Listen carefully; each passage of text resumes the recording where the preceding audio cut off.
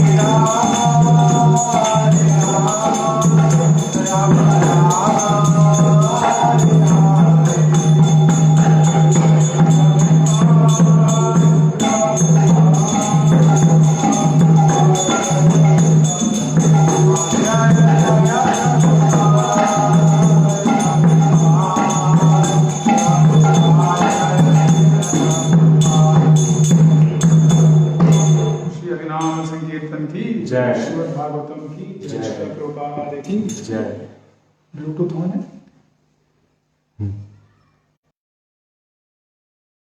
भक्ति वेदांत स्वामी नित्य नामने नमस्ते सारस्वते गौरवाणी विचारणे निर्विशेष शून्यवादि पाश्चात्य स्तारणे वाञ्छाकल्पतरुश्च कृपा सिन्धुं देव च पतितानां पावनेभ्यो वैष्णवेभ्यो नमो नमः। जय श्री कृष्ण चैतन्य प्रभु नित्यानंद श्री अद्वैत गदाधर श्रीवासादि गौर भक्तवृंद।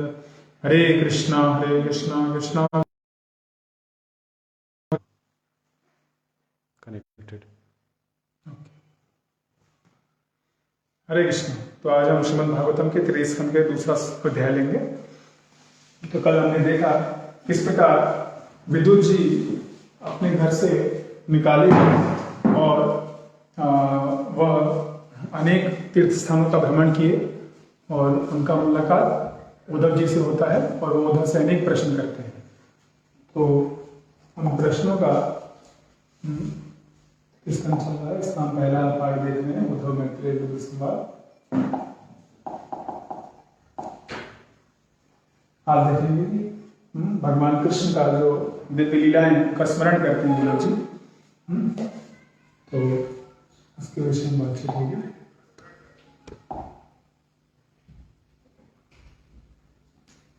तो पहला जो पाठ है इस अध्याय का वो है कि कैसे उद्धव जी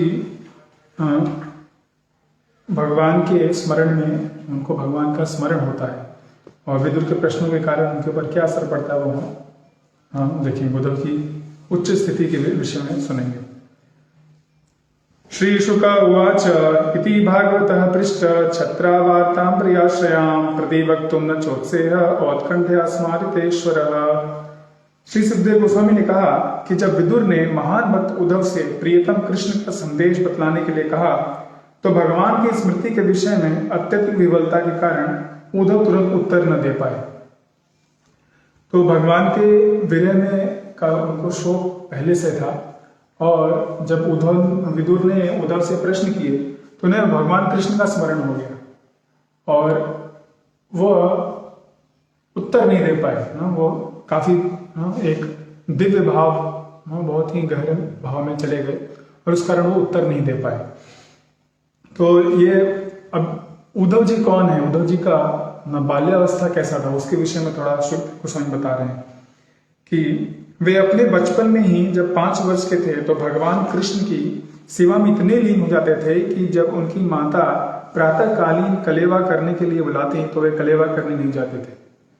जब वो उनको सुबह का नाश्ता करने के लिए बुलाती थी उनकी माँ तो वो नहीं जाते थे। क्यों? वो इतने मग्न थे भगवान कृष्ण की सेवा करने में। तो बचपन से ही उनकी भगवान कृष्ण के प्रति इतनी आस्था इतनी सेवा भाव थी। तो तात्पर्य में रूपा जी लिखते हैं अपने जन्म से ही उद्धव भगवान कृष्ण के सहज भक्त अर्थात नित्य सिद्ध मुक्त आत्मा थे। अब ये नित्य सिद्ध कौन होते हैं उसके बारे में बता रहे हैं थोड़े उसके बाद रूपा जी कि नित्य मुक्त आत्मा भगवान का भक्त होता है जो उनको कभी नहीं भुलाता। मानव जीवन भगवान के साथ अपने नित्य संबंध को पुनर्जागृत करने के लिए होता है। तो हम सभी भगवान के क्या है, अंश हैं, भगवान के हम सेवक हैं, लेकिन हम वो भूल गए हैं। नित्य सिद्ध कृष्ण प्रेम साध्य कबो न श्रवण आदि शुद्ध चित्त करे उदय से चेतन बताया कि हर जीव के अंदर में भगवान के प्रति क्या है, शुद्ध प्रेम है, लेकिन वो क्या है, अभी वो सो रहा है तो उसको जगाना पड़ेगा। तो नित्य जो आत्मा होती है, नित्य मुक्त आत्मा होती है, नित्य सिद्ध जो भक्त होते हैं वो बचपन से ही आप देखेंगे कि भगवान के प्रति वो आकर्षित रहते हैं। तो कृष्ण की सेवा करते थे अपने बचपन से ही, वो स्वाभाविक अंतः प्रेरणा के कारण कृष्ण की सेवा करते थे। वे कृष्ण के स्वरूप वाले गुड्डों से खेला करते थे, उन्हें वस्त्र पहनाते थे, खिलाते और पूजा किया करते थे। इस तरह वे दिव्य साक्षात्कार की क्रीड़ा में निरंतर लीन रहते थे। ये ही सब नित्य मुक्त आत्मा के लक्षण हैं। तो उनका और कुछ कार्य नहीं होता, वो सिर्फ और सिर्फ भगवान की प्रसन्नता के लिए कार्य करते हैं। और वह जो भौतिक जीवात्मा जैसे हैं, जो बद्ध आत्मा है, उनकी तरह ही उनका जीवन लगता है, लेकिन वह उनकी चेतना भिन्न होती है। वो हमेशा सोचते रहते हैं भगवान के विषय में। प्रभुपाद जी से पूछा गया था कि ना आप उनके पूर्व जन्म के बारे में, तो प्रभुपाद जी बताते हैं कभी ऐसा मुझे नहीं हुआ कि मैं कृष्ण को भूला हूं।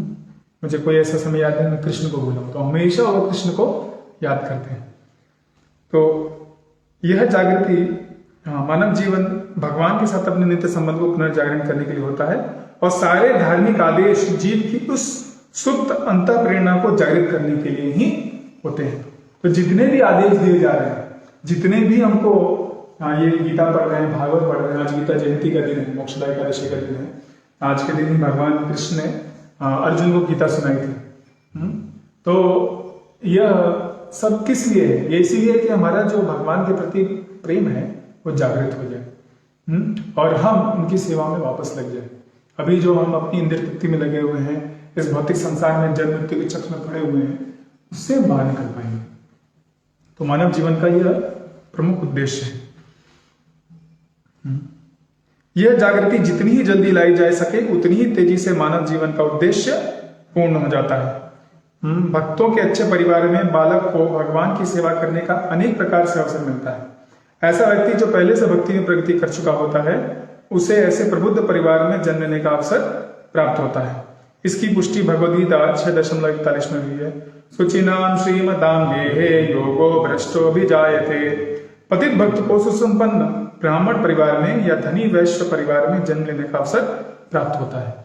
तो अगर कोई भक्ति कर रहा है और मान लीजिए उसका संपूर्ण भक्ति प्राप्त नहीं हुआ है, 100% वो शुद्ध नहीं हुआ है, तो उसको अगले जन्म में भगवान क्या करते हैं, अच्छे परिवारों में जन्म देते हैं, ब्राह्मण परिवार में जन्म देते हैं, सुसंपन्न परिवारों में जन्म देते हैं, ताकि उसे अपनी भौतिक आवश्यकताओं के लिए मेहनत न करना पड़े और वह क्या कर सके, भगवान की भक्ति में और अच्छे से लग सके, वह भगवान की भक्ति कर सके।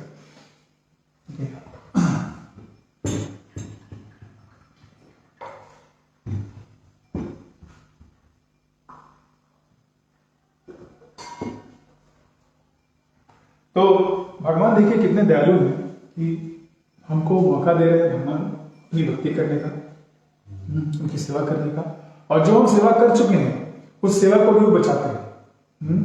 अगले जन्म में हमारे जो पिछले जन्म किए हुए भक्ति कार्य हैं उनको उनका फल मिलता है।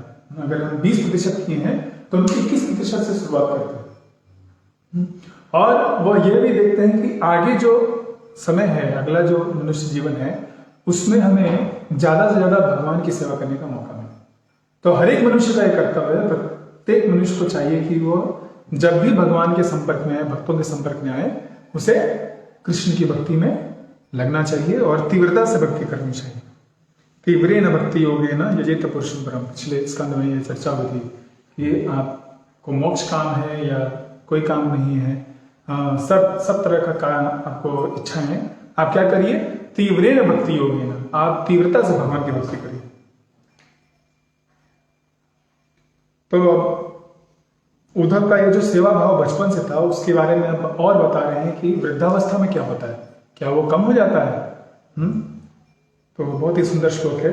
स कथम सेवया तस्य कालेन जर संगतः पृष्ठो वार्तां प्रति ब्रूयात् भर्तुर्पादावनुस्मरन् पादावनुस्मरन्। तो भर्तुर्पादो अनुस्मरण, जो उनके भर्तु हैं, भगवान है, उनके भर्ता हैं, उनका चरण का स्मरण कर रहे हैं। तो प्रभुपाद जी बता रहे हैं इसमें अनुवाद में कि इस तरह उद्धव अपने बचपन से ही लगातार कृष्ण की सेवा करते रहे और उनकी वृद्धावस्था में सेवा की वह प्रवृत्ति कभी शिथिल नहीं हुई। जैसे ही उनसे भगवान के संदेश के विषय में पूछा गया, उन्हें तुरंत उनके विषय में सब कुछ स्मरण हो जाए। तो ऐसा नहीं कि जब वृद्धावस्था आ जाए तो वह भगवान को भूल जा रहे हैं, नहीं, वो उनका भगवान के प्रति जो सेवा भाव है, प्रेम है, और बढ़ता गया।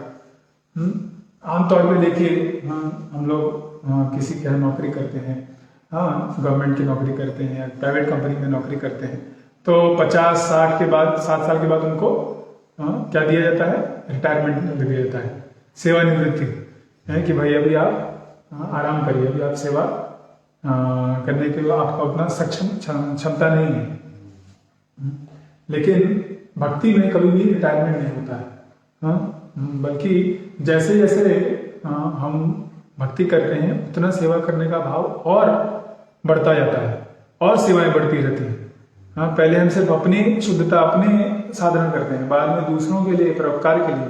जैसे आजकल जो गीता जयंती का समय चल रहा है, तो सभी भक्त जो है जाकर के भगवत गीता का वितरण कर रहे हैं, स्कूलों में, कॉलेजों में, कंपनी में, गांव में, हर जगह अलग अलग तरीके से वो गीता वितरण का प्रयास कर रहे हैं।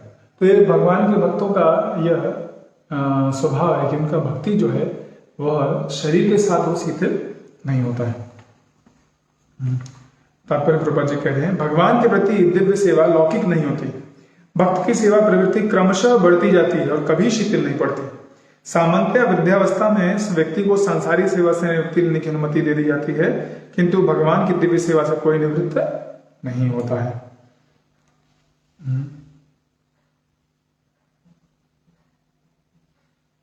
निसंदेह उद्धव वृद्ध हो चुके थे, किंतु इसका अर्थ यह नहीं कि उनकी आत्मा वृद्ध हो गई थी।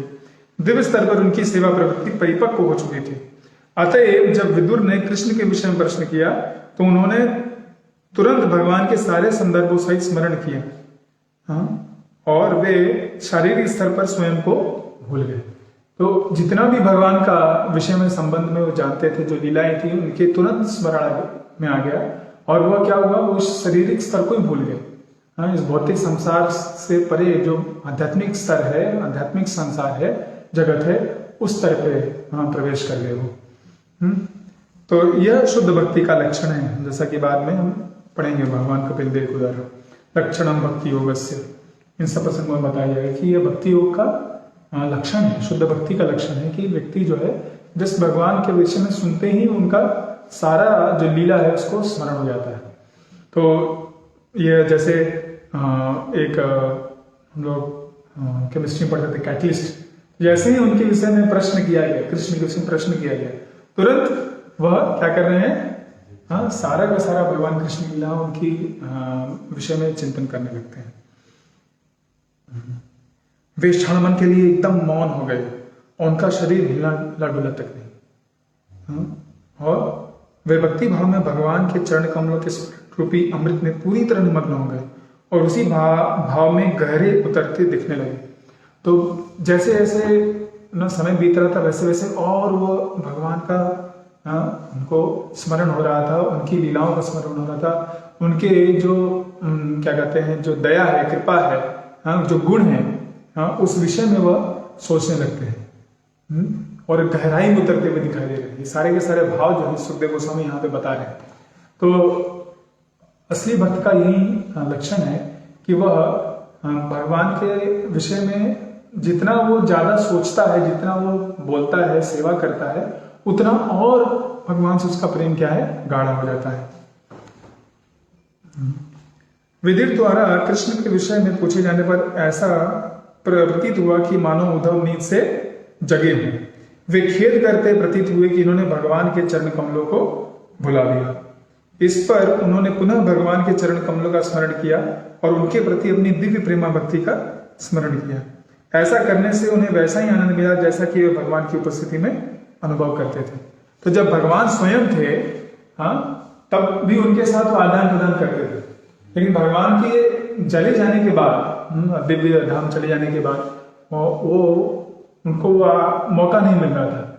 लेकिन जब ये प्रश्न पूछा गया तो लगा कि ऐसे कि नींद से जागे हैं और उनको पुनः स्मरण हुआ और वह शोक कर रहे हैं कि मैं भगवान को भूल गया। और फिर बड़ी उत्सुकता से तो वो भगवान का आंतरिक रूप से चिंतन करने लगते हैं। वैसे ही उनको अनुभूति हुई जैसा कि भगवान जब स्वयं थे, जब सदैव उपस्थित थे। तो यहाँ पे बहुत महत्वपूर्ण चीज को प्रभु जी बता रहे हैं। चूंकि भगवान परम पूर्ण हैं, अतएव उनकी स्मृति तथा उनकी सदैव उपस्थिति में कोई अंतर नहीं है। तो भगवान सदैव उपस्थित हो, आपके साथ आदान प्रदान कर रहे हो, आप वह आपके सामने विचरण कर रहे हो, वह स्थिति, या आप भगवान को स्मरण कर रहे हैं, भगवान की लीला कथा सुन रहे हैं, दोनों में कोई अंतर नहीं है। क्योंकि भगवान क्या है, आध्यात्मिक है। वह उनका नाम रूप गुण लीला सब समान स्तर पे है। तो आप हरे कृष्ण नाम का जब जप कर रहे हैं तो प्रभुपाद जी बोलते हैं कि श्रीमती राधा रानी और कृष्ण वो क्या है, आपकी जीवा पर नृत्य कर रहे हैं। और जब आप ध्यान से सुनेंगे तो वह आपके हृदय में प्रवेश करते हैं।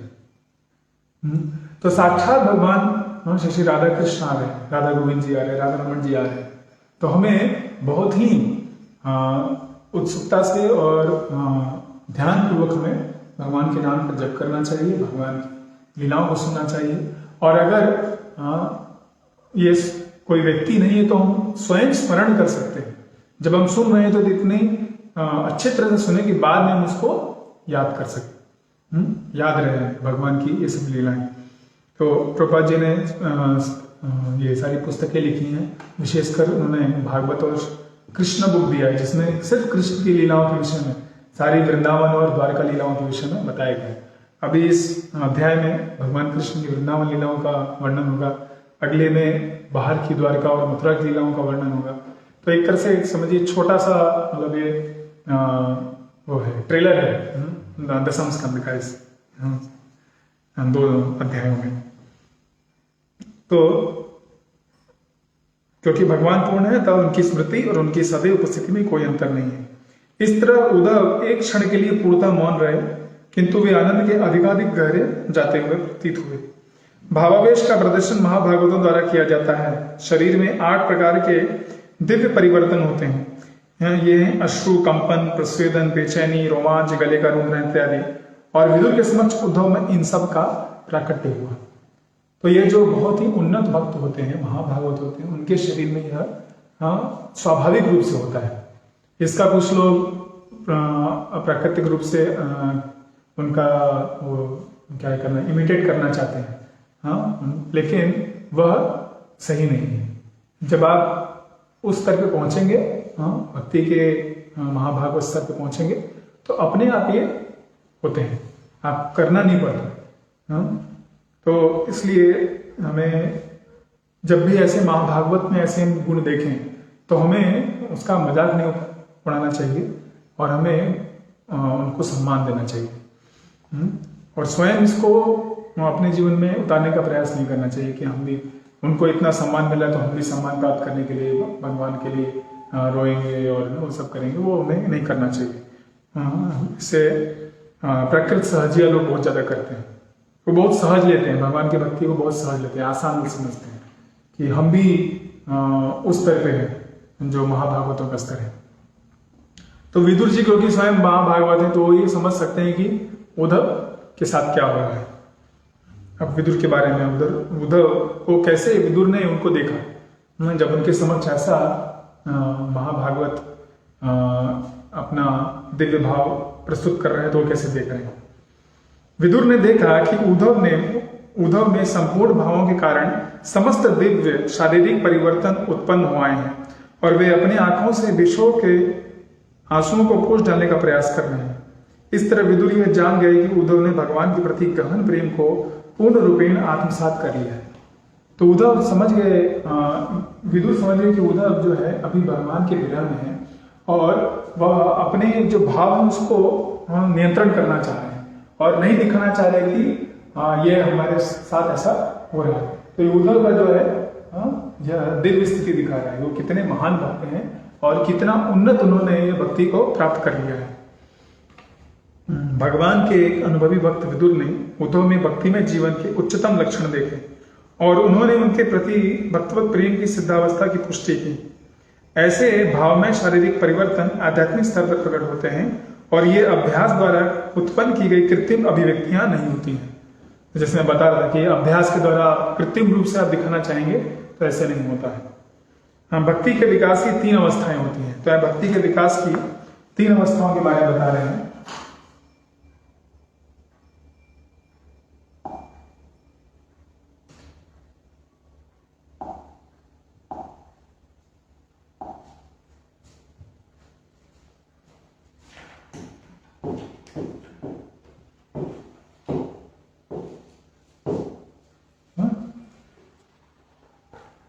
तो प्रथम अवस्था क्या है, भक्ति संहिताओं में संशोधित विधि विधानों का पालन करना। तो ये है आपका साधना भक्ति। भक्ति रसायन सिंधु में ये बहुत ही डिटेल में बताया गया होगा।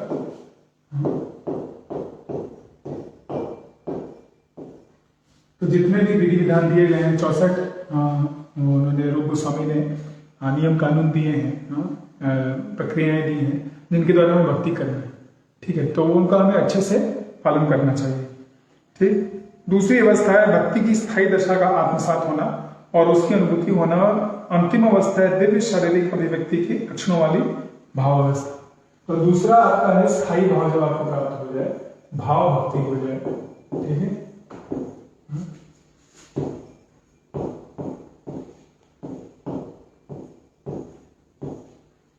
आपका जो भगवान के प्रति नित्य सेवा का भाव है वो स्थायी हो जाता है। अभी हमारा भाव क्या है, अस्थायी है। जब भक्तों का संग करते हैं, भक्ति करते हैं तो भक्तिमय हो जाता है और जब हम बाहर जाते हैं तो वापस भौतिक वातावरण कारण वह उसके ऊपर असर पड़ जाता है। हम भी इंद्रिय तृप्ति के चीजों में फंस सकते हैं। तो यह है। तीसरा है कि प्रेमा भक्ति आपको प्राप्त हो।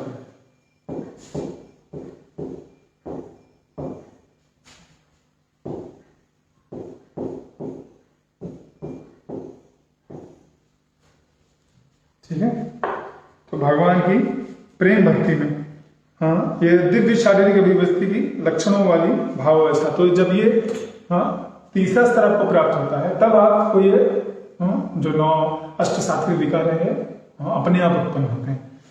तो अभी हमें क्या करना है वो बता रहे हैं। भक्ति की 9 विभिन्न विधियों यथा श्रवण, कीर्तन, स्मरण इत्यादि इस विधि का शुभारंभ है। तो जब हम शुभारंभ करते हैं, साधना भक्ति करते हैं, ये 9 विधियों द्वारा तो ये धीमे धीमे हमारी भक्ति आगे बढ़ती है। तो भगवान की महिमाओं तथा लीलाओं के नियम पूर्वक श्रवण से शिष्य के हृदय की अशुद्धियां धुलने लगती हैं। तो नियम पूर्वक श्रवण, हर रोज हम 16 माला का जप करें, हर रोज हम भगवान के विषय में श्रीमद् भागवतम या गीता से सुने, ठीक है, भगवान के लिए आरती करें। तो ये सब धीमे धीमे क्या करेंगे, हमारे हृदय की जितनी अशुद्धियां हैं वो धुलने लगेगी। भगवान स्वयं, हम लोग प्रथम स्कंद में सुने कि श्रवणताम स्वकथा कृष्ण पुण्य श्रवण कीर्तन हृदयंतस्तु में बदनाणी विदुरोति सुहृत्सताम। कि कैसे जब हम भगवान का लीला श्रवण करने के लिए, उनकी कथा सुनने के लिए उत्सुक होते हैं, तो भगवान स्वयं हमारे हृदय में जो बैठे हैं बहुत प्रसन्न होते हैं और वो खुद एक तरह से एक झाड़ू उठाते हैं और हमारे हृदय में जितने अवांछित इच्छाएं हैं उनको साफ कर देते हैं। तो जितना अधिक वो हम अशुद्धियां धुलेंगी उतना अधिक भक्ति में दृढ़ हो जाएंगे हम।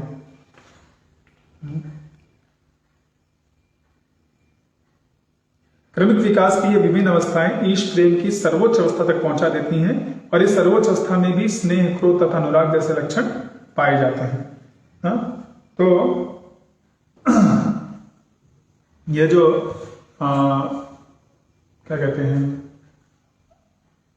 जब प्रेम भक्ति प्राप्त हो जाती है तो ऐसा नहीं कि व्यक्ति क्रोध नहीं करेगा, स्नेह नहीं होगा, आसक्तियां नहीं होंगी, वो होंगी, लेकिन वो सब क्या है, कृष्ण के प्रति केंद्रित होती है, कृष्ण भक्ति के पर केंद्रित होती है। वो ऐसा नहीं कि हमारी इंद्रिय तृप्ति रुक रही इसलिए हम क्रोधित होते हैं। तो कभी कभी जब उन्नत भक्त जो है वो क्रोध करते हैं या वो देखते हैं कि स्नेह अनुराग प्रदर्शित करते हैं, तो जो आम व्यक्ति है वो भ्रमित हो जाता है। भ्रमित होने की आवश्यकता नहीं है, हमें समझना चाहिए कि ये भगवान के प्रति केंद्रित है। हमें सब कुछ भगवान से जोड़ना है। तो अगर इच्छाएं नहीं है तो वो कैसा हो गया, एक मृत प्राणी की तरह हो गया। जैसे यह टेबल है, इसके साथ कुछ भी कर सकते हैं, कुछ नहीं बोलेगा। लेकिन किसी जीवित व्यक्ति को अगर आप थोड़ा सा भी आंख से अगर देख लो, तो प्रभु जी तो मुस्कुरा रहे हैं लेकिन बाहर के लोग गुस्सा करेंगे, तो उसके ऊपर ही मारपीट हो जाएगा। क्यों? क्योंकि वो जीवात्मा है। तो जीव का लक्षण है कि उसमें इच्छाएं होंगी, उसमें ये सब भावनाएं होंगी, लेकिन वो किस लिए हो रही है? आत्मेंद्रिय प्रति इच्छा तारे बलि काम, कृष्णेंद्रिय प्रति इच्छा धरे प्रेम नाम। अगर भगवान के लिए हो रहा है तो वह प्रेम है, और अपने इंद्रिय तुष्टि के लिए हो रहा है तो वह काम है। तो ये हमें समझना है। तो ये सब भक्ति रसामृत सिंधु में बहुत अच्छे से बताया गया है और हमने पहले भी पढ़ाया है इसे, तो आप लोग फिर से उसको देख सकते हैं। अब विदुर जी देखिए, इनको सही से समझ रहे थे और वो उनका सम्मान करते हैं और जान रहे कि भगवान के वो महान भक्त हैं और बहुत ही उच्च स्तर पे हैं। अब उद्धव जी वापस आते हैं, मनुष्य स्तर पे आते हैं। महाभागवत उद्धव तुरंत ही भगवान के धाम से मानव स्तर पर उतर आए और अपनी आंख पोंछते हुए उन्होंने अपनी पुरानी स्मृतियों को जगाया, तथा वे विदुर से प्रसन्न चित्त होकर बोले। तो एक बार जब प्रश्न हुआ तो वो सुन करके भगवान के स्मरण में चले गए और फिर वो जब उनके भाव वो वापस उसको नियम में अपने नियंत्रण में ला करके मनुष्य स्तर पे आ गए, जो कि पूरी तरह से भगवान के धाम में प्रवेश कर चुके थे। वो वापस आते हैं और विदुर से प्रसन्नतापूर्वक बोल रहे हैं। तात्पर्य, जब उद्धव ईश प्रेम के दिव्य भाव में मग्न थे तो वो बाह्य जगत के विषय में सब कुछ भूल गए, तो उनको इस जगत का कुछ भी स्मरण नहीं रहता है। वो सब उनकी चेतना सहित वो भगवान के धाम में एक तरह से होते हैं। तो भगवान का लीला और भगवान का धाम वह एक ही है, नाम रूप गुण लीला। तो वो स्मरण करते हुए वहां देख रहे हैं भगवान कैसे लीला कर रहे हैं, सब कुछ उनको याद आ रहा है। तो शुद्ध भक्त निरंतर भगवत धाम में रहते हैं, यहाँ तक कि वर्तमान शरीर में भी जो इस जगत से संबंधित है। हमको लगता है कि वो इस भौतिक धरातल पे, लेकिन अपनी चेतना के द्वारा वो भगवान के धाम में है। शुद्ध भक्त पूरी तरह से सारे स्तर पर नहीं रहता क्योंकि वो परमात्मा के दिव्य विचार में मग्न रहता है। चूंकि जब उद्धव विदुर से बात करना चाह रहे थे, चूंकि अब उद्धव विदुर से बात करना चाह रहे थे, अतः उद्धव भगवत धाम द्वारका से नीचे उतरकर मनुष्यों के भौतिक स्तर पर आ गए। तो वो उद्धव का ही स्वयं क्या है, यह विचार है कि विदुर जी से बात करना है, विदुर जी को उत्तर देना है। तो वो स्वयं उस स्तर से नीचे आते हैं। यद्यपि शुद्ध भक्त इस मर्द जगत में उपस्थित रहता है, किंतु भगवान की दिव्य प्रेमा भक्ति में लगे होने के कारण वह यहाँ पर रहता है, किसी अन्य भौतिक कारण से नहीं। हाँ, तो लोग बोलेंगे भाई कोई यहाँ रह रहा है, हाँ, जब उसको इतना ही स्मरण हो रहा है तो वहीं रहे, यहाँ क्यों रहे? नहीं, यहाँ पे कुछ उसके लिए सेवा है। हाँ, जैसे भगवान ने उद्धव को बोला कि आप यहाँ रहिए और मेरे विषय में सबको बताइए। तो उनको एक सेवा मिली थी, इसलिए वो यहाँ पे थे। तो भगवान के जो शुद्ध भक्त यहाँ रहते हैं तो भगवान के कुछ आदेश होते हैं, भगवान की कुछ सेवा रहती है, इसलिए यहाँ रहते हैं। और जब वो सेवा खत्म हो जाती है तो वो भी भगवत धाम चले जाते हैं। प्रथम स्कंद में आपने देखा कि जब तक भगवान कृष्ण थे तो पांडव, युधिष्ठिर महाराज, अर्जुन, भीम सभी लोग थे उनके साथ। और जैसे ही युधिष्ठिर महाराज को पता चला कि भगवान क्या है, अंतर ध्यान हो गए हैं, वो अपने धाम चले गए हैं, तो वो भी क्या करते हैं, अपने सारे के सारे दायित्वों को परीक्षित महाराज को सौंप करके क्या करते हैं, वह चले जाते हैं हिमालय के पर्वत। उनके पीछे पीछे बाकी सब पांडव चले जाते हैं और वो ये संसार को त्याग करके भगवान के धाम चले जाते हैं। तो भगवान के जो शुद्ध भक्त हैं वह यहाँ पे भौतिक कारणों से नहीं है, किसी अपने कर्म के का प्रताड़ना नहीं सह रहे, वो भगवान के आदेश की पूर्ति के लिए, उनके सेवा के लिए, उनके प्रचार प्रसार के लिए। जीव अपने अस्तित्व की स्थिति के अनुसार या तो भौतिक स्तर पर रह सकता है या भगवान के दिव्य धाम में। तो हमारे ऊपर है कि हम कहाँ रहना चाहते हैं, भौतिक स्तर पर रह करके जन्म मृत्यु के चक्र में फंसे रहें या भगवान के धाम में हमेशा रहें।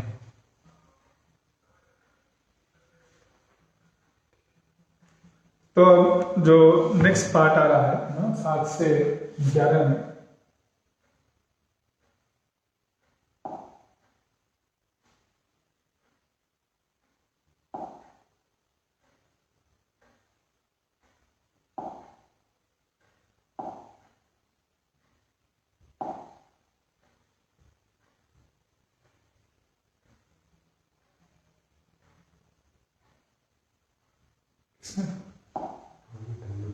ओके, तो 7 से 11 देखेंगे कि जो यदु और बाकी लोग हैं उनका दुर्भाग्यपूर्ण क्या स्थिति है, उसके विषय में उद्धव जी बताएंगे।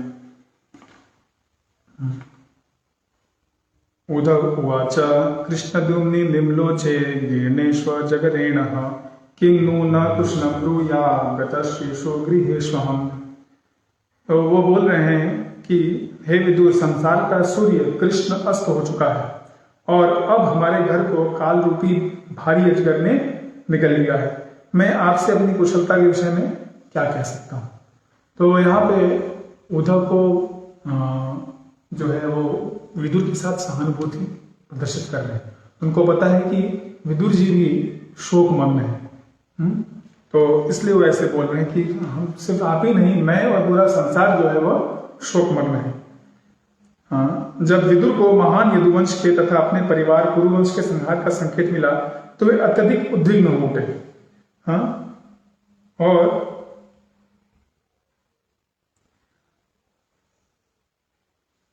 उद्धव विदुर के शोक को समझ गए, अतः उन्होंने सर्वप्रथम यह कहकर सूर्य के अस्त होने पर सारे लोग अंधकार में हैं, संवेदना प्रकट करनी चाहिए। तो जैसे सूर्य जब अस्त हो जाता है तो हर व्यक्ति जो है वह उद्विग्न हो जाता है, कुछ दिखाई नहीं दे रहा है, सब लोग वापस, सारे चिड़िया सब अपने घर में आ जाते हैं, सुरक्षित स्थान पर पहुंचना चाहते हैं। हमको सब लाइट वगैरह जलाना पड़ता है ना, तो सब कुछ अंधकार में हो जाता है। इसलिए जब तक सूर्य रहता है तब तक कोई आवश्यकता नहीं है। तो जब कृष्ण नामक सूर्य अस्त हो गया है तो भी सभी लोग, सारा संसार जो है वह उद्विग्न हो गया है। क्योंकि सारा जगत शोक के अंधकार में डूबा था, अतः न तो विदुर न उद्धव नहीं अन्य कोई प्रसन्न रह सकता था। विदुर जितने ही उद्धव भी दुखी थे, अतः उन्होंने उनके कुशल क्षेम के विषय में इससे अधिक कहने के लिए उनके पास कुछ न था। तब और क्या मैं कहूँ, कह रहे कि भगवान चले गए ये धरा को छोड़ करके, और अब हम सभी क्या है, शोक में हैं। तो भगवान की प्रसन्नता पे ही हम सभी की प्रसन्नता, पूरे संसार की प्रसन्नता, सुख समृद्धि आधारित है। अगर भगवान नहीं है इस दुनिया में और भगवान की सेवा नहीं है, भगवान तो हमेशा रहते हैं अदृश्य रूप में, लेकिन अगर हम उनकी सेवा नहीं करें, उनकी प्रसन्नता के लिए कार्य न करें, तो हम सभी अंधकारों में पड़ जाते हैं, माया में पड़ जाते हैं।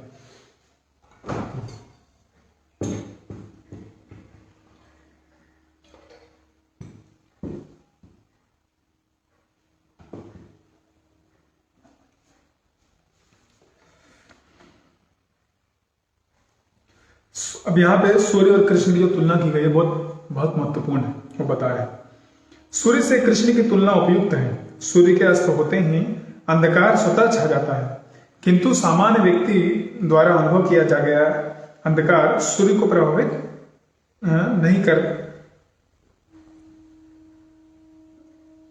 सामान्य व्यक्ति द्वारा अनुभव किया गया अंधकार सूर्य को प्रभावित नहीं करता, चाहे समय सूर्योदय का हो या सूर्यास्त का हो। तो भले ही हम जो सामान्य व्यक्ति है वह सूर्य के अस्त के होने से क्या हो रहा है, वह उद्विग्न हो जा रहा है, लेकिन सूर्य को कुछ असर नहीं पड़ता है ना। सूर्य एक जगह उदित हो रहा है, कहीं अस्त हो रहा है, कहीं अस्त हो रहा है तो कहीं और वो उदय हो रहा है, तो उसका चक्र अपना चलता रहता है। तो वैसे ही कृष्ण की लीलाएं एक जगह है, जहां खत्म हुई वो दूसरी जगह, दूसरे ब्रह्मांड में वापस वहां भगवान प्रकट होते हैं, वहां वो लीला करते हैं। तो कृष्ण का आविर्भाव तथा उनका तिरुभाव सूर्य के समान ही है। वे असंख्य ब्रह्मांडों में प्रकट होते हैं और अंतर्धान होते हैं, और जब तक वे किसी ब्रह्मांड के शेष में विद्यमान रहते हैं तब तक उस ब्रह्मांड में दिव्य प्रकाश रहता है, किंतु जिस ब्रह्मांड से वे चले जाते हैं वह अंधकार में समा जाता है।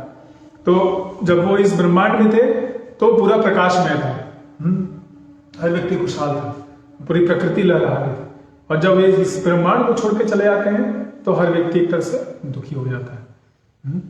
तो भगवान जो है वह समस्त जीवों के आनंद का कारण है। अगर हम उनको भूल जाएंगे, उनकी सेवा छोड़ देंगे, उनका स्मरण छोड़ देंगे, तो आप देखेंगे हर व्यक्ति अंधकार में पड़ जाएगा और अपने ही ऐसे कार्य करेगा कि वो खुद दुखी हो जाए ना। जैसे कालिदास का सुना है आपने, वो जिस डाल पे बैठा था उसी डाल को काट रहा, तो वैसे ही हम लोग कार्य करने लगेंगे ना, मूर्खतावश, क्योंकि प्रकाश में अंधकार हो गया है सब जगह।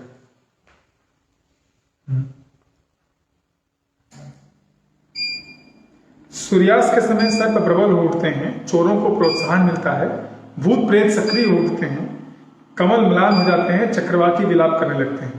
उसी तरह भगवान कृष्ण के तिरुभाव से नास्तिक प्रफुल्लित होते हैं और भक्तगण जो है वह दुखी हो जाते हैं। भक्तगण को बहुत दुख होता है कि भगवान चले गए, और जो नास्तिक लोग हैं, चोर लोग हैं, वो बहुत खुश है, हम जो चाहें वो कर सकते हैं।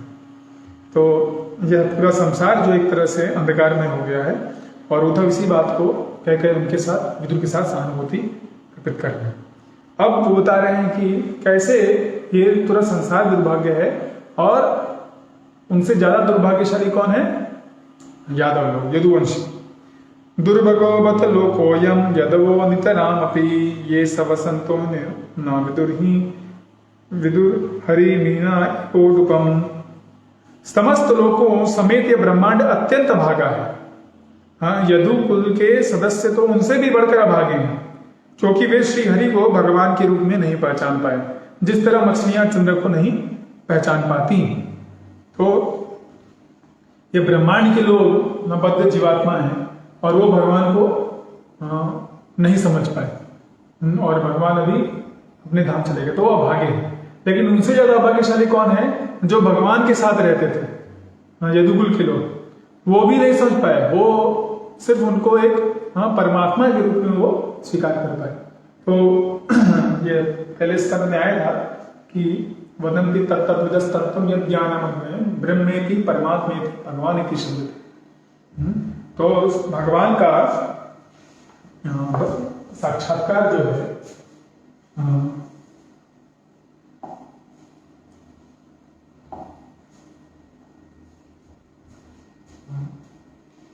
पहले ब्रह्म के रूप में होता है, ब्रह्मन, ठीक है। फिर जब आगे हमारा और ज्ञान बढ़ता है, शुद्धता होती है, तो हम परमात्मा के रूप में हो जाते हैं, और अंतोगत्वा जो संपूर्ण उनका साक्षात्कार है वह भगवान के रूप में होता है।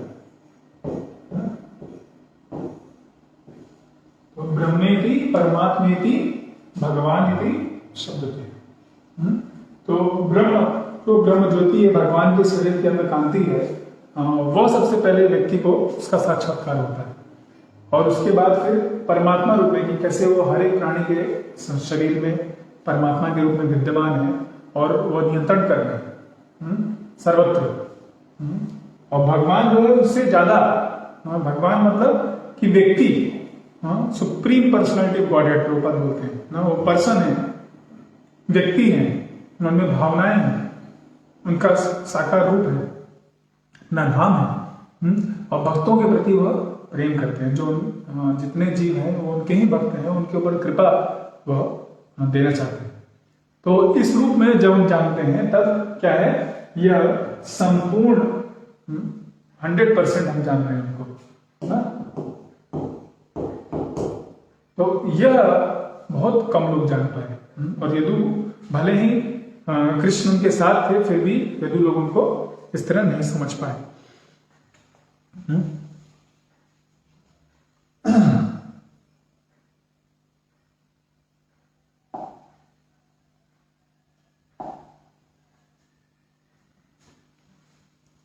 उद्धव इस संसार के अनुभागे लोगों के प्रति शोक व्यक्त कर रहे थे, जो भगवान कृष्ण के समस्त दिव्य गुण सद्गुणों को देखते हुए भी उन्हें नहीं पहचान पाते। मूर्ख लोग ये नहीं समझ पाए कि वे भगवान थे, यद्यपि भगवान के रूप में उन्होंने अपने षट ऐश्वर्य, धन, बल, यश, सौंदर्य, ज्ञान तथा त्याग का प्रदर्शन किया।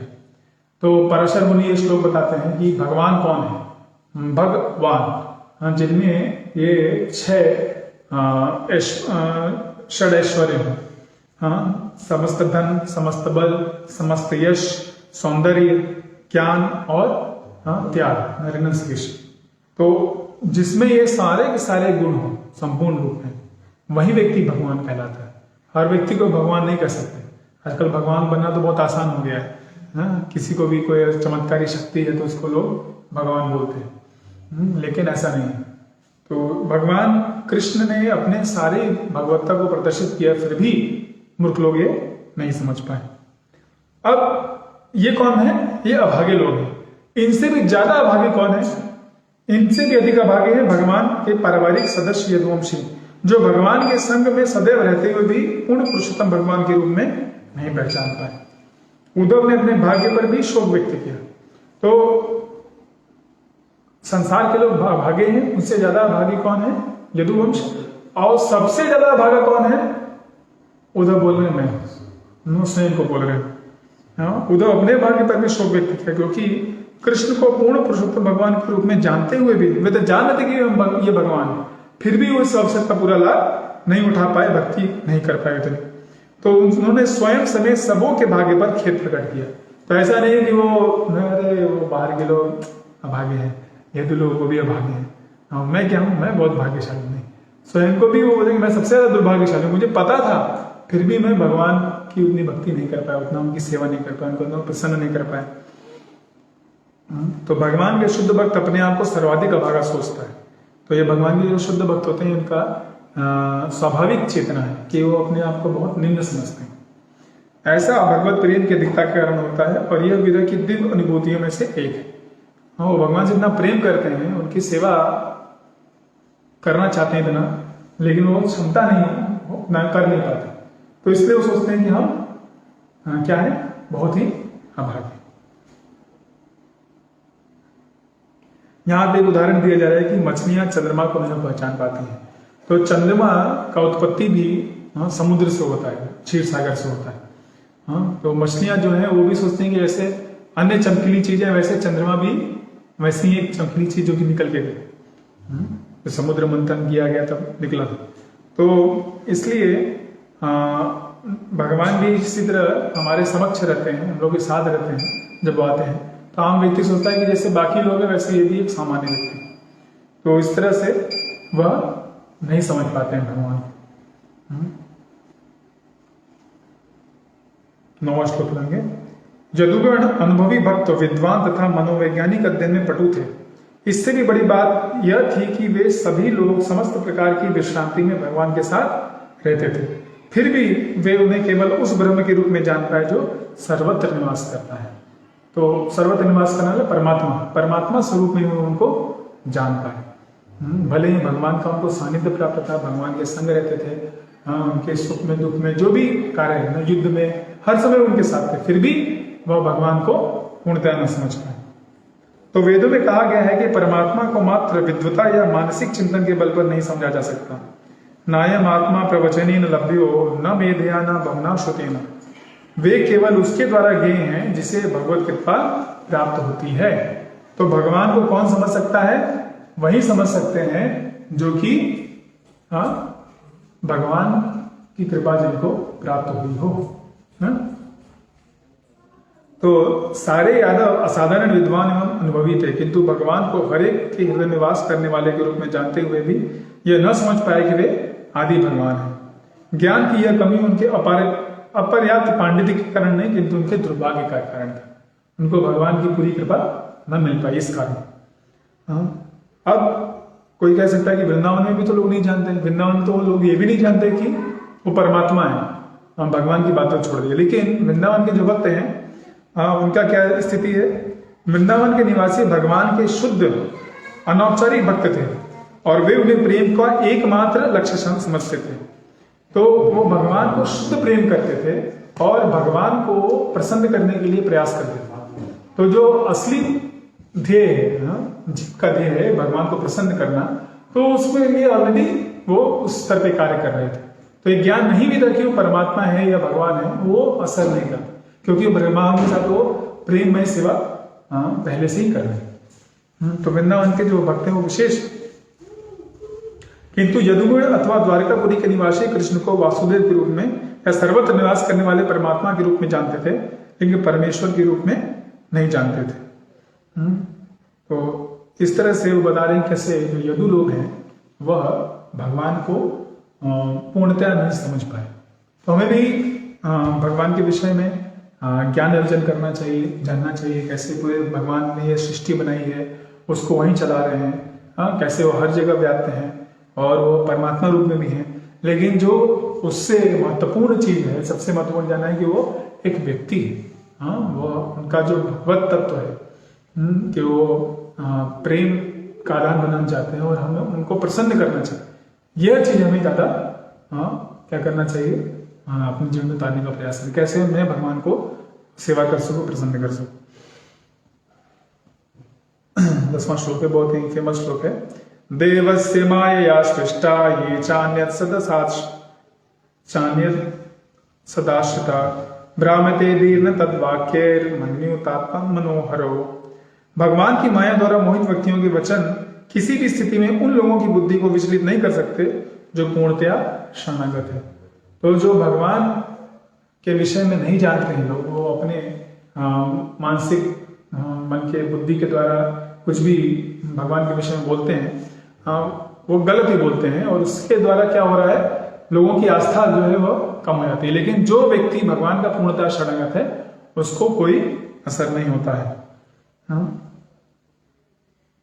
यादवगण भगवान के से आंशिक रूप में अवगत थे, वे भी महिमावान हैं क्योंकि उन्हें अपने परिवार के प्रमुख के रूप में भगवान की संगति करने का अवसर मिला था और उन लोगों ने भगवान की अंतरंग सेवा भी की थी। तो ऐसा नहीं कि पूर्णतः यदुकुल के जो लोग हैं पूरी तरह से दुर्भाग्यशाली हैं, उनको भगवान का संग मिला, भगवान को दर्शन करना ही बहुत बड़ी बात होती। तो भगवान के परिवार में उनका जन्म हुआ और वह भगवान की सेवा भी कर रहा है, तो यह बहुत बड़ा सौभाग्य था उनका। तो वो इसका पूर्ण फायदा नहीं उठा पाई, वो यहाँ पे बात कही जा रही है। यादवगण तथा भगवान के अन्य भक्त उन लोगों से भिन्न हैं जिन्होंने गलत आकलन करके उन्हें सामान्य व्यक्ति मान लिया। तो आम व्यक्ति जैसे उनको सामान्य समझता है उस तरह से ये लोग नहीं थे। नास्तिकतावादी दृष्टिकोण के अनुसार भगवान कृष्ण का सारा परिवार यदुवंश कृष्ण द्वारा धृतराष्ट्र के पुत्रों का वध करने के आदि फलस्वरूप किए गए पापों के कारण ब्राह्मणों से शापित होने से विनष्ट हो गया। तो आम लोग बोलते हैं कि अरे ये कृष्ण ने ये युद्ध करवाया और उस कारण उनको शाप मिला और सारे के सारे जो यदुकुल था उसका नाश हो गया। तो ऐसा नहीं है। ये लांछन भगवान भक्तों के हृदय को स्पर्श नहीं करते, क्योंकि वे वास्तविकता जानते रहते हैं। भगवान के संबंध में उनकी बुद्धि कभी विचलित नहीं होती। किंतु जो लोग असुरों के कथनों से विचलित हो उठते हैं, उनकी भी भर्त्सना की जा रही है। इस श्लोक में उद्धव यही कहना चाहते हैं। तो जो आसुरिक प्रवृत्ति के लोग हैं वो तो आसुरिक कार्य करेंगे, भगवान के विषय में उल्टा उल्टा कुछ बोलेंगे।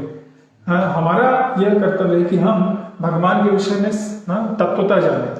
भगवान कहते हैं जन्म कर्म च मे दिव्यम एवं यो वेत्ति तत्वता त्यक्त्वा देहं पुनर्जन्म नैति मामेति सो अर्जुन, कि आप मेरे जन्म के विषय में, मेरे कर्म के विषय में तत्वता जानो।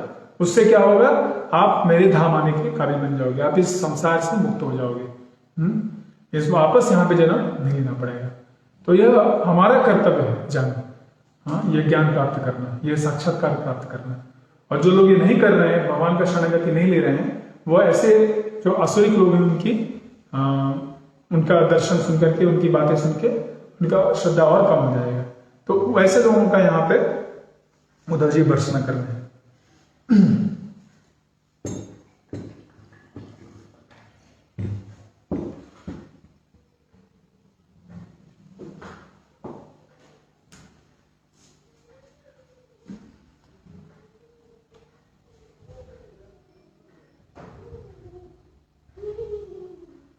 ग्यारहवां श्लोक लेंगे।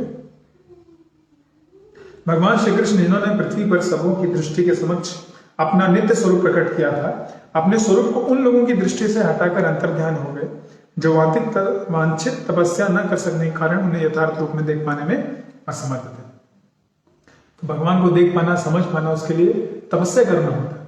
तो जो तपस्या नहीं कर पाए, उन लोगों को भगवान अपना कृपा, अपना जो उनका जो स्वरूप है उसका दर्शन, उसको वो नहीं समझ सके, और उनकी दृष्टि से भगवान ने अपने आप को हटा लिया। यहाँ पे अवितृप्त दृश्याम शब्द के बारे में बता रहे हैं प्रभुपाद जी।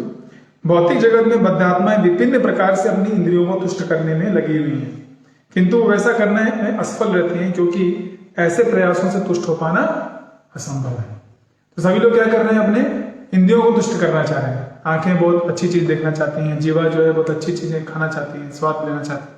लेकिन आप कितना भी खा लो, कितना भी खूबसूरत जगह पे चले जाओ, दर्शन करो, हाँ, आप तृप्त नहीं होंगे। ये कैसा है, वैसा ही है जैसा कि मछली को पानी में से निकाल के आप बाहर कर दो, तो जितना वो जब तक पानी में रहती है तभी वो संतुष्ट होती है, पानी से बाहर निकाल दो वो छटपटाती रहेगी। तो इसी तरह हमें कहीं कुछ भी करें, अगर भगवान की प्रसन्नता के लिए कार्य न करें तो उनके सानिध्य में न रहें तो हम सुखी नहीं रह पाएंगे। जब भगवान सबों की दृष्टि से परे चले गए तो उन्होंने अपना आदि नित्य रूप में ऐसा किया। तो उन्होंने सशरीर प्रयाण किया, जो उनका शरीर था, आध्यात्मिक शरीर था, उसी शरीर में आए, हाँ, संभवामी आत्माया, और वह क्या किया, उन्होंने सशरीर वो इस धरती से गए। तो यह वहां पे उन्होंने एक भौतिक शरीर छोड़ा हुआ, क्या था, वह माया का बना हुआ था, वो बस लोगों को गुमराह करने के लिए। ये जो लोग चाहते थे कि उनको मौका मिले भगवान का, कि कोई ये बताने की ये भी भौतिक थे, तो ठीक है, उन लोगों के लिए उन्होंने ऐसा किया। लेकिन भगवान के भक्त तत्वतः जानते हैं कि भगवान जो है उनका अंदर और बाहर कोई ऐसा अंतर नहीं है। वह संपूर्ण 100% क्या है, सच्चिदानंद के बने हुए हैं। उनके शरीर में भूमि, अपोन, वायु, ये सब चीजें भौतिक प्रकृति नहीं है। उन्होंने अपना शरीर छोड़ा नहीं, जैसा कि बद्ध आत्माएं सामान्य रूप से गलत समझती हैं ना। तो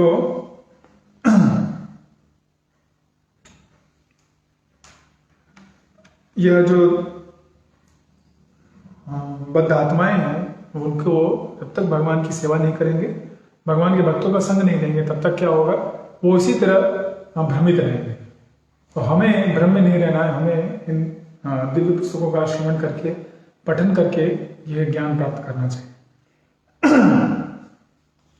अब अगला जो सेक्शन आ रहा है उसमें उधर जो है वो भगवान के जो दिव्य रूप है उससे आकर्षित हो रहे, उसका भी वर्णन करेंगे। 12वां श्लोक है, बहुत ही अच्छा श्लोक है। जन्मर्तलीलोपैकं स्वयोगं माया बलम दर्शयतां गृहीतम् विस्मापनम स्वस्य च स्वभगर्दे परम पदम भूषण भूषणांगम। परम पदम भूषण भूषणांगम, आभूषणों के आभूषण है। भगवान अपनी अंतरंगा शक्ति योग माया के द्वारा मर्त्यलोक में प्रकट हुए हैं। तो यहाँ बार बार ये बात बताई जाएगी कि भगवान कैसे प्रकट हो रहे हैं, योग माया के द्वारा, महामाया के अंतर्गत नहीं कार्य कर रहे हैं। वे अपने नित्य रूप में आए हैं जो उनकी लीलाओं के लिए उपयुक्त है। ये लीलाएं सबों के लिए आश्चर्यजनक थी, सभी व्यक्ति आश्चर्यजनक हो रहे थे, यहां तक कि उन लोगों के लिए जिन्हें अपने ऐश्वर्य का गर्व है, जिसमें वैकुंठपति के रूप में भगवान का स्वरूप भी सम्मिलित है। तो भगवान वैकुंठपति भगवान जो है वह भी आश्चर्यचकित हो गए भगवान की लीलाओं को देख के। इस तरह उनका श्री कृष्ण का दिव्य शरीर समस्त आभूषणों का आभूषण है। वो जो उनका दिव्य शरीर है समस्त आभूषणों का आभूषण। तो हम आभूषण पहनते से क्या होता है, लोग आकर्षित होते हैं। लेकिन भगवान का शरीर क्या है, उन आभूषणों का आभूषण है। वो आभूषण जो है, वो ऑर्नामेंट्स जो है, वह सुंदर हो जाते हैं जब वो भगवान के शरीर पे आते हैं। ऐसा नहीं कि भगवान ज्यादा सुंदर दिखते हैं, वो आभूषण सुंदर दिखने लगते हैं। तो भगवान का जो शरीर है, दिव्य शरीर इतना आकर्षक है कि आभूषण भी महिमा बढ़ जाती है, आभूषणों का भी गौरव बढ़ जाता है। तो जो वैकुंठपति महाविष्णु है, वह भी भगवान कृष्ण का दर्शन करना चाहते थे। 10वें स्कंद में ये लीला आती है कि वो द्वारका का एक ब्राह्मण था और उस ब्राह्मण के सभी पुत्रों को जैसे ही पैदा होता थे वो गायब हो जाते थे। तो वो ब्राह्मण जो है जाता है और उग्रसेन और सभी जो वहां पे लोग थे उनको बहुत धिक्कारता है कि आप लोगों के कारण ऐसा हो रहा है, क्योंकि राजा अगर गलत है तो उसके कारण ऐसी घटनाएं होती हैं। तो वहां पे अर्जुन उपस्थित थे, उन्होंने बोला कि चलो मैं तुम्हारे बच्चों को बचाऊंगा। और वो जाते हैं और पूरा सुरक्षा कवच बना देते हैं, लेकिन फिर भी क्या होता है, उनका बच्चा गायब हो जाता है। तो फिर भगवान कृष्ण अर्जुन को लेते हैं और एक विशेष रथ पे बैठ करके वो ब्रह्मांड के को पार करके जो महाविष्णु है, महाविष्णु का अपना लोक है, कर्णोदक्षाई विष्णु जो है कारण सागर में, तो वहां जाकर के वह उनसे मिलते हैं और कर्णोदक्षाई विष्णु महाविष्णु बोलते हैं कि मैं आप लोगों का दर्शन करना चाहता था, इसलिए मैंने इस ब्राह्मण के सारे क्या कहते हैं बच्चों को चुराया। वो वापस कर देते हैं और फिर भगवान कृष्ण बच्चों को लेके वापस आ जाते हैं। तो भगवान कृष्ण इतने आकर्षक हैं कि विष्णु स्वयं उनसे आकर्षित है। भगवान भौतिक जगत में समस्त ब्रह्मांडों के भीतर के अन्य सारे जीवों की अपेक्षा अधिक उत्कृष्ट हैं। वे समस्त जीवों में प्रधान है, ये हमें समझना चाहिए। वो भगवान क्या कहते हैं, स्वयं भगवान है और सबसे प्रधान, सबसे सुप्रीम पर्सनालिटी वर्ड पर कितनी बार बोलते थे, तो ये हमें समझना है। मन भगवान की लीलाएं मनुष्य को जब दृष्टिगोचर होती हैं तब वे प्रकट कहलाती हैं, और जब दृष्टिगोचर नहीं होती तब वो अप्रकट कहलाती हैं। तो भगवान की लीलाएं जो है वो हमेशा रहती हैं। जब वो आते हैं तो प्रकट हो जाते हैं, और जब वो चले जाते हैं तो अप्रकट रूप में उनकी लीलाएं हमेशा चलती रहती हैं। तो वैकुंठ लोक में भगवान मुक्त तथा नित्य मुक्त जीवों के प्रति दयालु होते हैं, किंतु मर्त्य जगत में अपनी लीलाओं में वे उन पतितात्माओं पर भी दयालु होते हैं जो नित्य बद्ध है। मर्त्य लोक में अपनी अंतरंगा शक्ति या योग माया के द्वारा प्रदर्शित षड ऐश्वर्य वैकुंठ लोक तक में दुर्लभ है। तो ये जो षड ऐश्वर्य भगवान दिखा रहे हैं यह वैकुंठ लोक में भी दुर्लभ है। भगवान ये कृष्ण जो आए हैं वो वृंदावन से आए, आदि भगवान है, गोविंद आदि पुरुष। तो उनकी समस्त लीलाएं किसी भौतिक शक्ति में बल्कि योग माया द्वारा प्रदर्शित है। उनकी लीलाएं भगवान के अन्य अवतारों के लिए भी, श्री राम, नरसिंह, वराह के लिए भी आश्चर्यजनक है। उनका ऐश्वर्य इतना सर्वोत्कृष्ट था कि उनकी लीलाओं की प्रशंसा वैकुंठ के स्वामी द्वारा भी की गई है, जो स्वयं भगवान कृष्ण से भिन्न नहीं। तो नारायण ऐसा नहीं कि भगवान से भिन्न है, नारायण भी भगवान विष्णु से, कृष्ण से ही आए हैं। लेकिन वो भी भगवान कृष्ण की सुंदरता, उनकी लीलाओं का गुणगान कर रहे हैं, उनसे आकर्षित है। महाराज युधिष्ठिर द्वारा संपन्न किए गए, अभी यहाँ तो विष्णु के बारे में बताया, देवता लोग क्या बोलते हैं इनके बारे में सुन। महाराज युधिष्ठिर द्वारा संपन्न किए गए राजसी यज्ञशाला में उच्चतर, मध्य तथा अधोलोकों से सारे देवता एकत्र हुए थे। उन सबों ने भगवान कृष्ण के सुंदर शारीरिक स्वरूप को देखकर विचार किया कि वे मनुष्यों के सृष्टा ब्रह्मा की चरम कौशलपूर्ण सृष्टि हैं। हाँ, तो वो बोल रहे हैं कि हाँ, ये जो सृष्टि है किसने बनाई है? ब्रह्मा जी ने बनाई है। और ब्रह्मा जी की बनाई गई वस्तु में भगवान कृष्ण का जो सौंदर्य है वह सर्वोत्कृष्ट है। तो भौतिक जगत में सुंदरतम पदार्थ की तुलना कोई होता है तो उसको नील कमल से करते हैं या चंद्रमा से करते हैं, लेकिन चंद्रमा और कमल भी भगवान के शारीरिक सौंदर्य से के समक्ष पराजित हो जाते हैं। हाँ, और जिसकी पुष्टि ब्रह्मांड के सबसे सुंदर प्राणियों देवताओं द्वारा की गई। तो देवता कह रहे हैं कि ये भगवान की सुंदरता किसी से हम तुलना कर ही नहीं सकते। लेकिन यहाँ पे एक वो गलत बात एक तरह से है कि वो सोच रहे हैं कि भगवान भी उनकी तरह ही ब्रह्मा द्वारा क्या है? सृष्टि हुए हैं। लेकिन ब्रह्मा का सृजन जो है वो भगवान कृष्ण करते हैं। ब्रह्मा जी जो है वो भगवान के नाभि कमल से निकल के आते हैं और वह सृष्टि करते हैं। वो सृष्टि का जो पहाड़ है, फिर विसर्ग जो है वो सेकेंडरी क्रिएशन जो है वो ब्रह्मा जी कर रहे हैं। तो भगवान के दिव्य सौंदर्य का सृजन करना ब्रह्मा की शक्ति में नहीं है, ब्रह्मा की शक्ति में नहीं है। यह भगवान की अपनी योग माया है, आध्यात्मिक शक्ति है। तो वो तो समस्त चीजों की सृष्टा है। गीता में भगवान बताते हैं कि अहम सर्वस्व प्रभु मत्ता सर्वम प्रभु, सब कुछ जो है क्या है वो मेरे द्वारा सृष्टि हुआ है, उनकी सृष्टि कोई नहीं कर सकता। वो आदि वो हमेशा रहता है।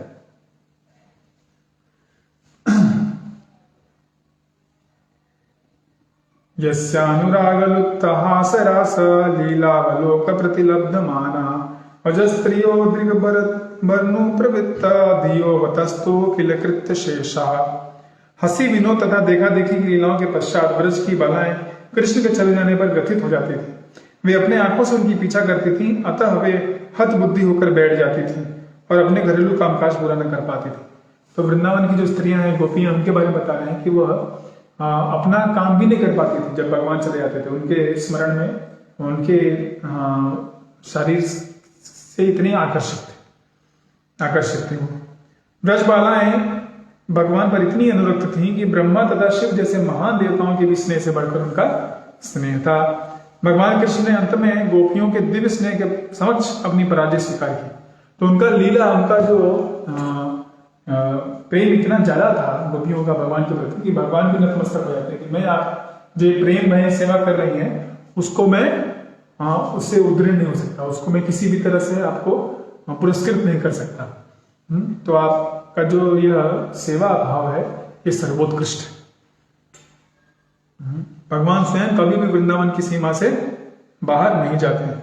वहां के निवासियों के दिव्य प्रेम के वशीभूत होकर निरंतर वहीं रह जाते हैं। ये बताया जाता है कि वृंदावन परित्यज्य पदम एकम न गच्छति। कृष्ण हमेशा वृंदावन में रहते हैं, कभी उसको परित्याग नहीं करते। तो देखने में लगता है कि भगवान द्वारका मथुरा से आए और फिर अक्रूर जी को लेके चले गए, लेकिन जो भगवान स्वयं भगवान कृष्ण है वो हमेशा वृंदावन में रहते हैं, प्रकट होते हैं, और जब वो बाहर जाने का समय होता है तो अप्रकट रूप में वहां स्नान करते हैं। तो जो मथुरा से वसुदेव कृष्ण आए वो वापस चले गए, लेकिन जो वृंदावन के कृष्ण थे, व्रज कृष्ण थे, वो उधर ही रहते हैं अप्रकट रूप में। यद्यपि आजकल वो दृष्टिगोचर नहीं है, किंतु वे क्षण भर के लिए भी वृंदावन से दूर नहीं जाते। एक क्षण के लिए भी वृंदावन से नहीं दूर। क्यों नहीं जाते? क्योंकि वो ब्रजवासियों से बहुत प्रेम करते हैं। ब्रजवासी जिस तरह से उनको सेवा करते हैं, जिस प्रेम से उन्हें सेवा करना चाहते हैं, उस प्रेम के कारण भगवान बच जाते हैं और वो कभी भी वृंदावन को छोड़ के नहीं जा पाते।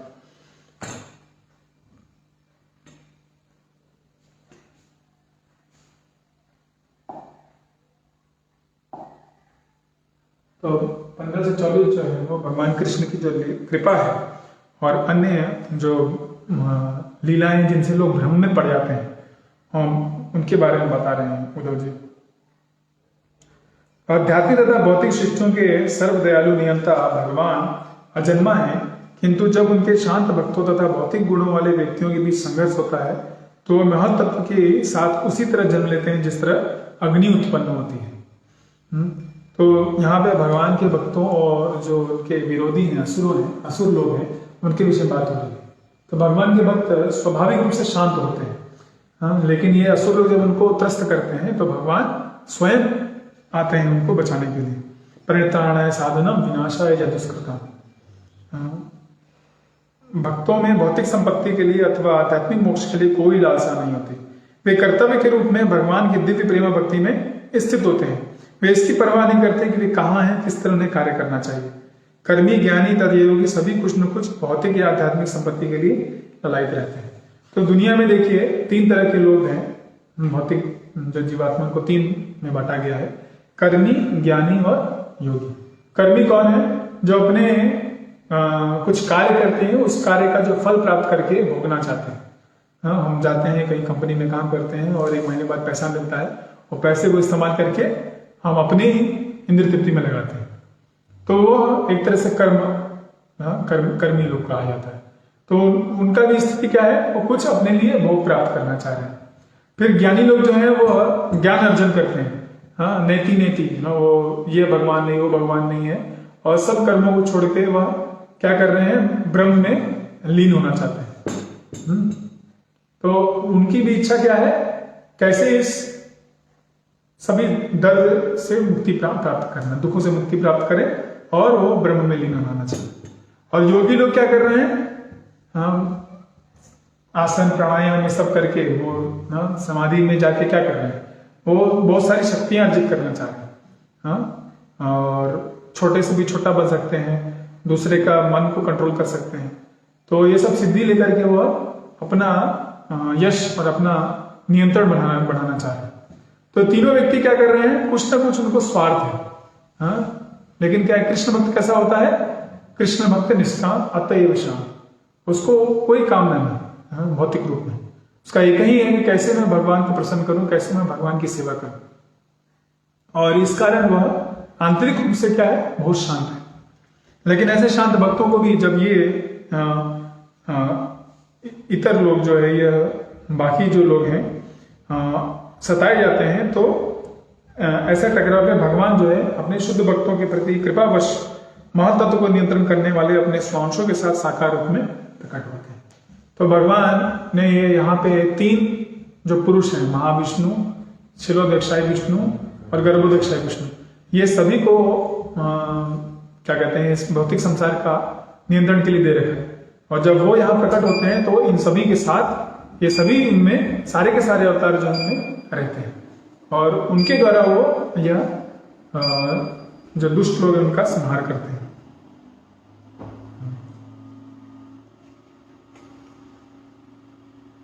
फिर अगले श्लोक में बोलना है, 16वें श्लोक में, जब मैं भगवान कृष्ण के बारे में सोचता हूं कि वे अजन्मा होते हुए वे किस तरह वसुदेव के बंदीगृह में उत्पन्न हो गए।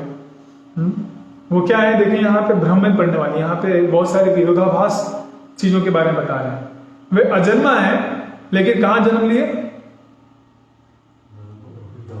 जेल में। ठीक है, तो ये कैसे हो सकता है? जो व्यक्ति जन्म, उसका जन्म कैसे हो सकता है? किस तरह वो अपने पिता के संरक्षण से व्रज चले गए और वहां शत्रु भय से प्रच्छन्न रहते रहे। हाँ, तो वो भगवान है लेकिन वो क्या कर रहे हैं? अपने शत्रु के भय से जाकर के व्रज में छुप रहे हैं। तो ये कैसे हो सकता है? ये भी भ्रम में पड़ने वाली स्थिति है। और किस तरह वो असीम बलशाली होते हुए भयवश मथुरा से भाग गए। बाद में भी जब वो मथुरा में आए तो जरासंध और जो बाकी राजा थे उनसे डर से एक तरह से लगता है कि छोड़ करके द्वारका में जाके बस गए। तो यह क्या है? विरोधाभास की स्थिति लग रही है, लेकिन इसमें कोई विरोधाभास नहीं है। भगवान की क्या है? लीला है। ये इन सब के द्वारा भगवान अपने भक्तों को और इस संसार के लोगों का उद्धार करने का प्रयास कर रहे हैं। देखिए,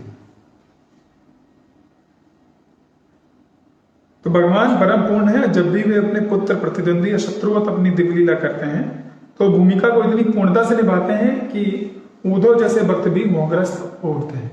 तो वो कार्य कर रहे हैं ऐसे कि मैं एक छोटा बेटा हूं और मैं अपने आप को बचाने के लिए कहीं दूर चला जा रहा हूं। तो बहुत ही अच्छे एक्टर है, 100% उनको मार्क्स मिलेगा इसमें।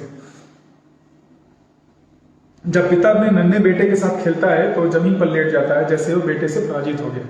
हाँ, वो लड़ाई करता है ना, ऐसे उठा पटक करता है और गिर जाता है। तो बेटा जो बहुत खुश हो जाता है। तो उसने उनको पराजित नहीं किया है, लेकिन वो बस प्रेमवश गिर जा रहे हैं। वैसे ही भगवान भी प्रेमवश, भक्तों के प्रेमवश इस तरह के कार्य कर रहे हैं। किस लिए? ताकि वो अपने नन्हे बेटे को आनंद प्रदान कर सकें। तो जब हम भगवान को भगवान के रूप में समझ लेते हैं तो अपूर्णताओं से युक्त उन्हें अपने समान नहीं मानते तो सब कुछ संभव हो जाता है। तब हम ये सभी जो भ्रमित करने वाली लीलाएं हैं, एक्टिविटीज हैं, क्रियाएं हैं, उसको हम समझ सकते हैं। तो यहाँ पे ये जो लीला है इनको देख करके भ्रमित हो रहे हैं उद्धव जी। भगवान कृष्ण अपने माता पिता से उनके चरण की सेवा न कर पाने की अक्षमता के लिए क्षमा मांगते हैं। जब वापस आते हैं और कंस को मार देते हैं तो ये दसम स्कंद में आएगा कि वो जाकर के वसुदेव देवकी के समक्ष वो बहुत ही मार्मिक रूप से बोल रहे हैं कि हम लोग आपकी सेवा नहीं कर पाए, आपको बचा नहीं पाए और हम लोग बहुत ही अभागे हैं, और इस तरह से वो बोलते हैं। तो वो उनसे क्षमा मांग रहे हैं, अक्षमता के लिए क्षमा मांगी, क्योंकि कंस के विकट भय के कारण वे दूर रहते रहे। उन्होंने कहा, हे माता, हे पिता, हमारी असमर्थता के लिए कृपया हमें क्षमा करें। तो भगवान का ये सारा आचरण मेरे हृदय को पहुंचाता है। तो भगवान है, सर्व शक्तिशाली है, लेकिन इस तरह से अपने माता पिता से वो क्या कर रहे हैं? वह क्षमा मांग रहे हैं। तो वसुदेव चाहते थे कि कंस जो है उनको कुछ भी क्षति न पहुंचाए। उन्होंने कंस को बोला था कि सारे के सारे बेटों को मैं तुम्हें दे दूंगा। लेकिन जब कृष्ण आए तो उन्होंने कृष्ण को कंस को नहीं दिया। वो चाहते थे कि कैसे कृष्ण को बचाया जाए। तो इस तरह से वो चाहते थे कि एक पिता जैसे बेटे को बचाना चाहता है, वो चाहते थे कि उनको कोई क्षति न पहुंचे। तो यह भगवान को बहुत अच्छा लगा और उनकी इस भाव को उन्होंने स्वीकार किया, और इसलिए जब वो पैदा हुए थे तभी चतुर्भुज रूप में थे। चाहते थे उसी वक्त कंस को मार सकते थे, लेकिन वो अपने माता पिता के स्नेह को सम्मान देते हुए वो बोले, ठीक है, मुझे आप वृंदावन भेज दीजिए, वहां पे मैं सुरक्षित रहूंगा। वसुदेव कृष्ण के प्रति प्रगाढ़ प्रेम के कारण उन्हें संरक्षण प्रदान करना चाहते थे। उन्होंने कभी ये नहीं सोचा कि कृष्ण परमेश्वर है और वो स्वयं अपनी रक्षा कर सकते हैं। तो प्रेम बस सोचते हैं कि ये मेरा बच्चा है, मैं कैसे अपने आप को बचाएगा, मुझे बचाना है इसे। तो वसुदेव की इस दिव्य मनोवृत्ति पर भगवान अत्यधिक प्रसन्न थे और वसुदेव के अगाध स्नेह को विचलित नहीं करना चाहते थे। तय उन्होंने पिता द्वारा नंद और यशोदा के घर ले जाना स्वीकार कर लिया। तो वो अपने मथुरा से उनको लेकर के यशोदा और नंद के घर पे ले जाते हैं और इस तरह से भगवान उनको सेवा करने का मौका देते हैं।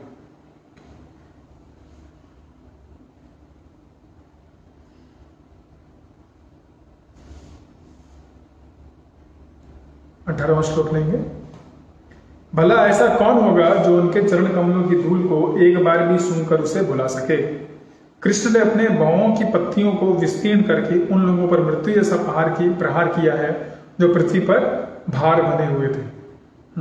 तो अब यहाँ पे जो लीलाएं पहले उन्होंने बताई उसमें लगता है कि कृष्ण जो है वो डर रहे हैं, उतने शक्तिशाली नहीं, लेकिन यहाँ पे सीधे सीधे बताया कि कृष्ण सबसे प्रधान है। कृष्ण भगवान है, सर्वशक्तिशाली है और अपने प्रहारों द्वारा उन्होंने बड़े बड़े राजाओं को मार डाला, उन लोगों पर मृत्यु जैसा प्रहार किया है। भगवान कृष्ण को मनुष्य नहीं माना जा सकता, भले ही उन्होंने आज्ञाकारी पुत्र की भूमिका क्यों न निभाई हो। उनके कार्य इतने असामान्य थे कि केवल अपनी भौहें उठाकर उन्होंने लोगों पर मृत्यु प्रहार कर सके जो पृथ्वी पर भार बने हुए थे। तो जस्ट अपने आंखों से वो उससे देख के भी वो लोगों का संहार कर सकते थे। आप स्वयं देख चुके हैं, अगले श्लोक में आ रहा है कि चेदी के राजा शिशुपाल ने किस तरह से योगाभ्यास में सफलता प्राप्त की, यद्यपि वो भगवान कृष्ण से ईर्ष्या करता था। तो चेदी राज कौन है? शिशुपाल। शिशुपाल की मृत्यु विदुर के सामने ही हुई जब युधिष्ठिर महाराज के राजस्व यज्ञ में भगवान कृष्ण की अपमान करता है।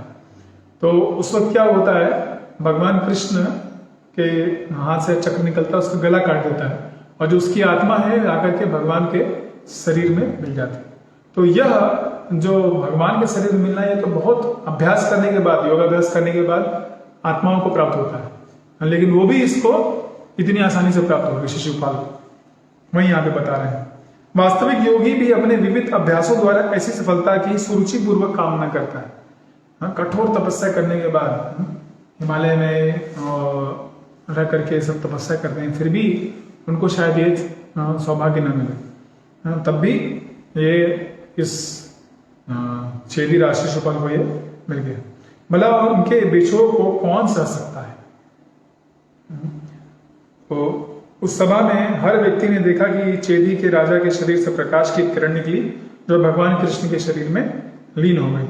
इसका अर्थ यह हुआ कि चेदीराज को सायुज्य मुक्ति मिली, जिसकी तीव्र इच्छा ज्ञानियों तथा योगियों को रहती है, जिसके कारण वे अनेक प्रकार के दिव्य कार्य संपन्न करते हैं। तो इतने सारे जो आध्यात्मिक क्रियाएं वो करते हैं, वो इसीलिए करते हैं कि हमें सायुज्य मुक्ति मिल जाए, ब्रह्म में लीन होने का, और साक्षात भगवान कृष्ण के शरीर में उसको प्रवेश मिल गया शिशुपाल को। तो यह भगवान की दिव्यता है। तो भगवान कृष्ण की आयतों की कृपा का प्राकट्य महाराज युधिष्ठिर की विराट सभा में हुआ। जैसा हम यहाँ देख रहे हैं, भगवान की कृपा है कि शिशुपाल जैसे द्वेषी व्यक्ति को भी वह अपने शरीर में स्थान दे रहे हैं। 20वां श्लोक लेंगे। तथैव चान्ये नरलोक वीरा ज आहवे कृष्ण मुखार विंदम नेत्रे पिबंतो नयनाभिरामम पार्थास्त्रपूता पद्मापुरस्य। नयनाभिराम, आंखों की अति अच्छा लगने वाला ऐसा रूप है उनका। निश्चय ही कुरुक्षेत्र युद्धस्थल के अन्य योद्धागण अर्जुन के बाणों के प्रहार से शुद्ध बन गए और आंखों को अति मनभावन लगने वाले कृष्ण के कमल मुख को देखकर उन्होंने भगवत धाम प्राप्त किया। तो जितने भी कुरुक्षेत्र में योद्धा थे, वो सब क्या हुए, भगवत धाम को गए। क्यों? क्योंकि मरते वक्त उन्होंने कृष्ण का दर्शन किया। तो गीता में बताते हैं कि अंतकाली क्षमा में अगर मेरा कोई स्मरण करेगा तो मेरे धाम को प्राप्त होगा। पूर्ण पुरुषोत्तम भगवान श्री कृष्ण इस जगत में दो उद्देश्यों से प्रकट होते हैं, श्रद्धावानों का उद्धार करने तथा दुष्टों का संहार करने। तो जो साधु पुरुष है उनका उद्धार करते हैं और जो दुष्ट है उनका संहार करते हैं। किंतु परम पूर्ण होने से भगवान के दो प्रकार के कार्य भले ही ऊपर से भिन्न लगे, अंततः एक ही होते हैं। दोनों के दोनों क्या है? एक में लग रहा है कि एक व्यक्ति की मृत्यु हो जा रही है, एक में हो रहा है कि व्यक्ति को बहुत ऊंचा स्थान दे रहे हैं, लेकिन दोनों क्या है? उनकी कृपा ही है। दोनों के द्वारा वो उस व्यक्ति का उद्धार ही कर रहे हैं। शिशुपाल जैसे व्यक्ति का उनके द्वारा संहार किया जाना उतना ही शुभ है जितना कि श्रद्धावान की रक्षा के लिए किया जाने वाला कार्य। उन सारे योद्धाओं ने जिन्होंने अर्जुन के विरुद्ध युद्ध किया था, किंतु युद्ध भूमि भगवान के कमलवत मुख का दर्शन किया था, उसी तरह भगवत धाम प्राप्त किया जिस तरह भगवान के भक्त प्राप्त करते हैं। तो कर्ण हो गए, दुर्योधन हो गए, ये सभी के सभी जो है भगवान के समक्ष जब वो थे, उन्होंने अपना शरीर त्याग किया। इस कारण क्या हुआ? वह भगवान के धाम को प्राप्त हुआ। तो यह भगवान की बहुत बड़ी कृपा है। देखिए, जो व्यक्ति आपको मारना चाहे, आपको पकड़ना चाहे, आपके प्रिय स्वजनों को, भक्तों को इतना कष्ट दे, उसको क्या करेंगे? करोड़ों करोड़ों जन्मों तक कहीं नरक में स्थान देना चाहेंगे, लेकिन भगवान इतने कृपालु हैं कि वो उन सभी लोगों को क्या कर रहे हैं? अपने धाम लेते जा रहे हैं। तो ये उनकी दयालु स्वभाव को प्रदर्शित करता है। जब युद्ध भूमि के दूसरे पक्ष के योद्धाओं ने भगवान कृष्ण को सामने देखा तो उन्होंने उनके सौंदर्य को सराहा और ईश्वर के प्रति उनकी सशुप्त भावना जागृत हो गई। तो जब वो कृष्ण को देखते हैं, कृष्ण इतने आकर्षक हैं कि उनके हृदय में जो भगवान के प्रति प्रेम है वो भी जागृत हो गया। शिशुपाल ने भी भगवान को देखा, किंतु उसने उन्हें अपने शत्रु के रूप में देखा, जिससे उसका प्रेम जागृत नहीं हुआ। तो उनको शत्रु के रूप में देखा, तो इसलिए उसका प्रेम जागृत नहीं हुआ। इसलिए शिशुपाल को भगवान के शरीर में निर्विशेष ज्योति, ब्रह्म ज्योति में लीन होकर भगवान से तादात्म्य प्राप्त हुआ। तो उसको भगवत धाम नहीं, उसको भगवान के शरीर में सायुज्य मुक्ति मिली। लेकिन बाद में अन्य लोगों को जो तटस्थ थे, जो न मित्र थे न शत्रु थे, भगवान के सौंदर्य को सराहने के कारण भगवान ने उनको वैकुंठ लोक भेज दिया। अब यह भगवत प्रेम जो है भगवान के शुद्ध भक्तों की संगति के द्वारा ही जागृत होता है। जब तक भगवान के भक्तों का संग नहीं करेंगे तो भगवत प्रेम जागृत नहीं होगा। तो हमको ये मौका मिल रहा है कि हम भगवान का नाम लेकर के हरे कृष्णा कृष्णा कृष्णा हरे हरे, हरे राम राम राम हरे हरे। श्रीमद् भगवद गीता, श्रीमद् भागवतम, चैतन्य चरितामृत, अनेक जो ग्रंथ है भगवान की लीलाओं का इसमें वर्णन किया गया है। तो इसको सुनकर इसमें क्या है, भगवान के भक्तों का संग है। यहाँ पे हम क्या कर रहे हैं, उद्धव और विदुर का संग कर रहे हैं। विदुर जी का वाणी सुन रहे हैं, उद्धव जी का वाणी सुन रहे हैं। आगे मैत्रेय ऋषि के बारे में सुनेंगे, नारद मुनि के बारे में सुनेंगे, दुष्टि मार्ग के बारे में सुनेंगे। तो ये सब क्या है, दिव्य भक्त हैं और इन भक्तों का संग मिल रहा है। और प्रभुपाद जी भी शुद्ध भक्त हैं, उन्होंने अपने तात्पर्य दिए, यहाँ पूरा नहीं पढ़ पा रहे, आप लोग बाद में जब समय मिले तो इसको आप स्वयं पढ़िए और बार बार पढ़िए। जितनी बार पढ़ेंगे उतना और भगवान के प्रति जो प्रेम है हमारा और जागृत होगा और गाढ़ा होगा।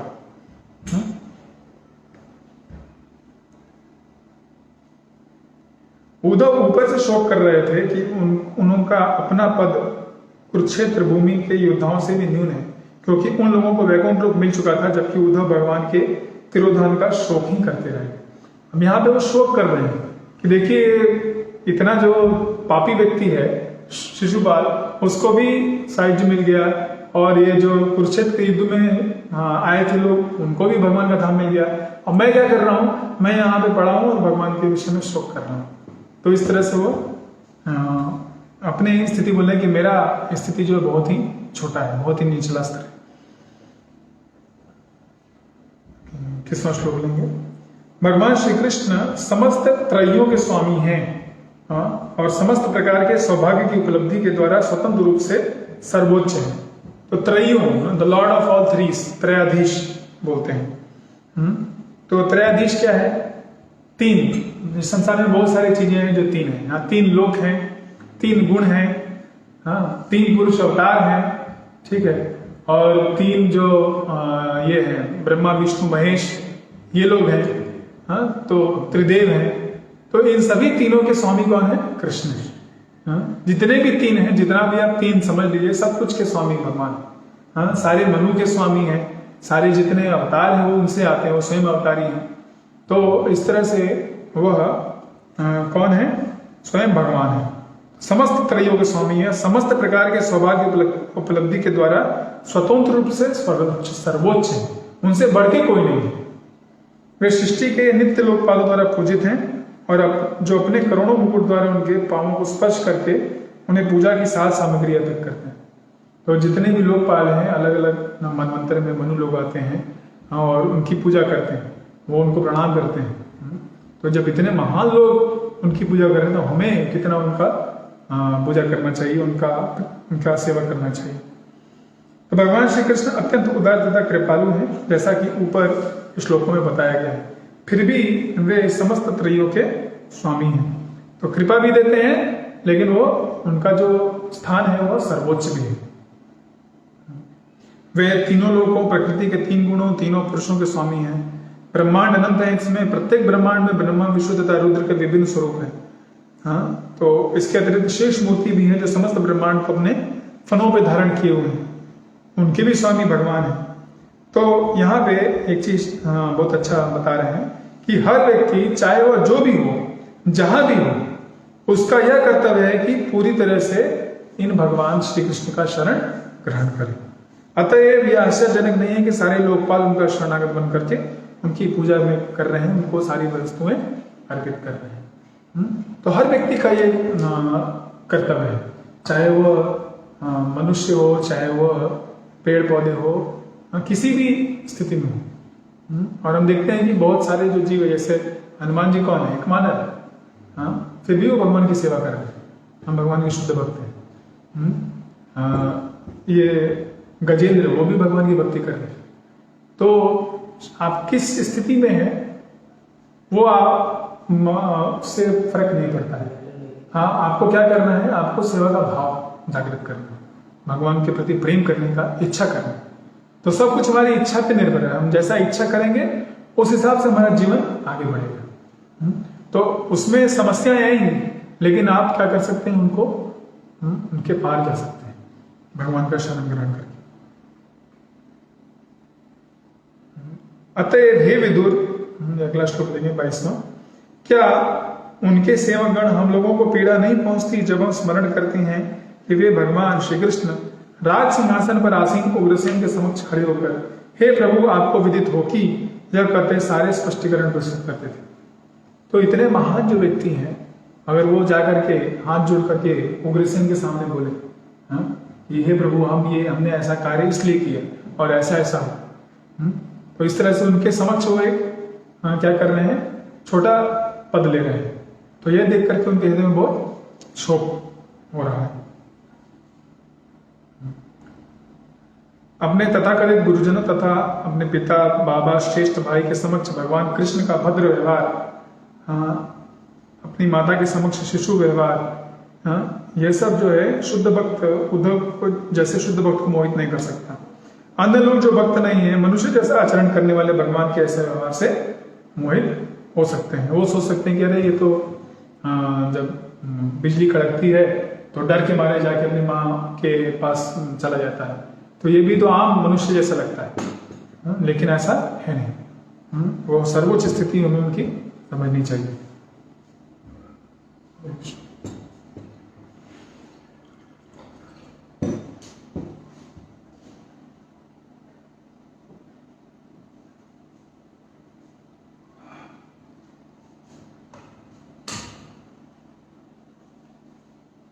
अब बहुत ही महत्वपूर्ण और बहुत ही फेमस श्लोक है यह 23वां श्लोक। अहो बकीयम स्तनकालकूटम जिज्ञां सपायद अपयद साधवी लेभे गतिम दात्री उचितां ततोन्यम कम वा दयालुम शरणम व्रजेमा। वो बता रहे हैं, ओह भला मैं उनसे अधिक दयालु किसी और की शरण कैसे ग्रहण करूं।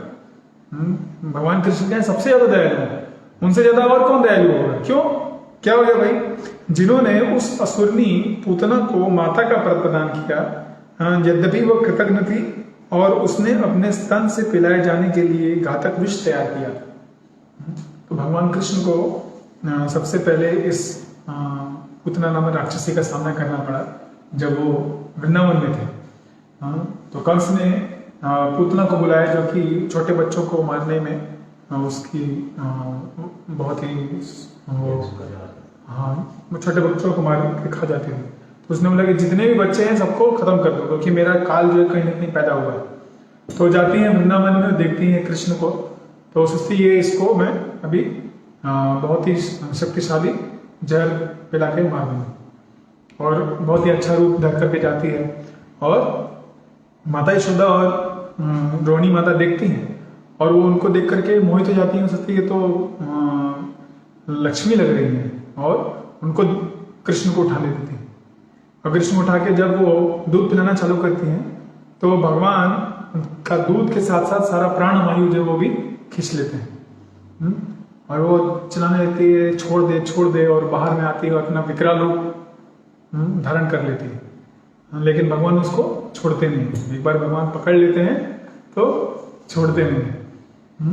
तो फिर अंत में उसकी मृत्यु हो जाती है। लेकिन मरते वक्त क्या होता है, भगवान ने उसका सारा पाप हर लिया था, तो सिर्फ क्या रह जाता है उसके में, एक सेवा की इच्छा रह जाती है कि मैं इस बच्चे को अपना दूध पिलाऊं। तो इसलिए उन्होंने क्या किया, अपने धाम में उसको माता का पद दे दिया, धरती का पद दे दिया। और वहां पे यशोदा माँ को क्या कर रही है, मदद कर रही है, सेवा कर रही है। तो अब इससे बड़ा दयालु कौन होगा। जो व्यक्ति आपको मारने आए उसको आप क्या कर रहे हैं, अपने शाश्वत धाम में एक स्थान दे रहे हैं। तो यहाँ पर अपने शत्रु पर भी भगवान की चरम कृपा का उदाहरण मिलता है। कहा जाता है कि नेक पुरुष संदिग्ध चरित्र वाले व्यक्ति के भी सद्गुणों को स्वीकार करता है, जिस तरह विष के आगार से अमृत ले लिया जाता है। कृष्ण को बाल्यकाल में पूतना नामक असुरनी ने घातक विष पिलाया था, क्योंकि वो इस अद्भुत शिशु को मार डालना चाहते थे। क्योंकि वो असुरनी थी, इसी कारण उसके लिए जान पाना असंभव था कि भगवान शिशु का भूमिका निभाते हुए भी पूर्ण पुरुषोत्तम भगवान से कम नहीं थे। तो यहाँ पे भगवान क्या कर रहे हैं, भगवान जीव की न्यूनतम योग्यता को स्वीकार करते हैं और उसे सबसे बड़ा पुरस्कार प्रदान करते हैं। उनके चरित्र का ही मानदंड है। तो ये भगवान का बहुत बड़ी कृपा है। छोटा सा भी इच्छा देखते हैं कि ये क्या कर रहा है, इतना सेवा करना चाहता है, उसको बहुत बड़ा करके उसको पुरस्कार देते हैं। भौतिक जगत में आप देखिए बहुत कार्य करिए, बहुत सेवा करिए, फिर भी लोग क्या करेंगे, उसमें कुछ ना कुछ खामी निकालेंगे, उसमें ये खराबी है। लेकिन भगवान इतने दयालु हैं कि आप कुछ भी नहीं कर रहे, छोटा सा कुछ गलती से भी सेवा कर दिया तो उसको बहुत बड़ा देखते हैं। एक बार एक विग्रह, भगवान राधा गोविंद का एक विग्रह था और उसके सामने पुजारी ने एक दिया लगा रखा था और दिया जो है बुझने वाला था। तो जब बुझता हुआ दिया होता है तो थोड़ा थोड़ा छोटा छोटा अंगारा दिखता है। तो दूर से एक चूहा आया और चूहे ने उसे कुछ खाने की चीज है, तो जा करके उसको उभारने लगा। उभाया तो ऊपर आ गया और पूरी तरह से जल गया, जलने लगा, और इस कारण उसके शरीर में आग लग गई ना। चूहे के भी थोड़ी सी मूछें होती हैं, बाल होते हैं, उसमें आग लग गई और वो चूहा क्या है, उसका मृत्यु हो गया।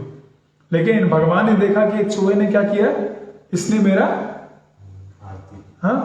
ये दिया जला दिया मेरे लिए, तो उसको भगवत धाम लेते हैं उस जीव को। तो छोटी सी भी योग्यता देखते हैं और भगवान उसको बड़ा करके पुरस्कार देते हैं। तो यहाँ पे वह पूतना को पुरस्कार दे रहे हैं कि उसने क्या किया, बहुत थोड़ा सा सेवा किया और बस सेवा की इच्छा थी, एक्चुअली उसकी इच्छा थी मारने की, लेकिन वो नहीं देख रहे। तो भगवान आपके सिर्फ अच्छाइयों को देखते हैं और उसको बड़ा करके पुरस्कार देते हैं। तो यहाँ पे भगवान की कृपा के बारे में बहुत ही महत्वपूर्ण श्लोक है। ये श्लोक जब सुखदेव गोस्वामी ने सुना, सुखदेव गोस्वामी जब उनका जन्म हुआ तो तुरंत वो क्या करते हैं, वो अब घर छोड़ के चले आते हैं। तो व्यासदेव ने अपने कुछ शिष्यों को जो कि लकड़ी काटने वाले थे उनको भागवतम के कुछ श्लोक सुनाए, याद कराए और भेज दिया वन में। उन्होंने जाकर के सुखदेव गोस्वामी को श्लोक सुनाए। तो 2 श्लोक में ये श्लोक था। तो इस श्लोक को जैसे ही सुनते हैं उनको बहुत आकर्षण हो जाता है, और ये चाहते हैं कि मैं भी श्रीमद् भागवतम पूरी तरह से सुनूं, और इसलिए वो वापस आते हैं और श्रीमद् भागवतम अपने गुरु, अपने पिता से सुनते हैं और फिर वो उसका प्रचार करते हैं। तो ये श्लोक बहुत महत्वपूर्ण है। भगवान की कृपा का इसमें बहुत अच्छा वर्णन है और भक्तों को भी बहुत प्रसन्नता होती है इसके विषय में सुन के। तो मैं उन असुरों को जो भगवान के प्रति शत्रु भाव रखते हैं भक्तों से बढ़कर मानता हूं, क्योंकि शत्रुता के भाव से भरे वे सभी युद्ध करते हुए भगवान को ताक्ष कश्यप पुत्र गरुण के कंधों पर बैठे तथा अपने हाथ में चक्रा लिए देख सकते हैं। अब ये यहाँ पे उद्धव जी की भक्ति की पराकाष्ठा है एक तरह से। तो कह रहे हैं जो शत्रु लोग हैं, जो भगवान को मारना चाहते हैं, वो ज्यादा श्रेष्ठ मैं मानता हूं। क्यों? क्योंकि कम से कम क्या है, मृत्यु के वक्त वो भगवान का दर्शन कर पा रहे हैं। और यहाँ हम लोग हैं, हो सकता है कि हमें भगवान का दर्शन ना हो, भगवान तो चले गए, भगवान का दर्शन कहाँ होगा। तो इसलिए वो सोच रहे हैं कि ये लोग ज्यादा महान हैं। जो कोई भगवान के तनिक संपर्क में आता है वह भगवान की सर्वोत्कृष्टता के कारण मोक्ष तक का महानतम लाभ पा लेता है। वे इतने दयालु हैं कि अपने शत्रुओं तक को मोक्ष प्रदान कर देते हैं, क्योंकि वे लोग उनके संपर्क में आते हैं और अपने शत्रुवत विचारों के कारण अप्रत्यक्ष रूप से भगवान में लीन रहते हैं। तो हमेशा जैसे कंस था, वो सोचता रहता है कि कृष्ण आने वाले हैं, कृष्ण को मारना है, कृष्ण को खत्म कर देना है, इस रूप में आएगा, इधर से आएगा, वहां से आएगा। तो जहां भी देखता है उसको कृष्ण ही दिखाई दे रहे। तो शत्रुवत भाव है उसका, लेकिन फिर भी क्या है, वो कृष्ण के विचारों में मग्न है। तो इस तरह से वह भगवान का स्मरण कर रहा है और अप्रत्यक्ष रूप से भगवान में लीन है, न चाहते हुए भगवान में वो लीन है। वस्तुतः असुरगण कभी भी भक्तों के तुल्य नहीं हो सकते।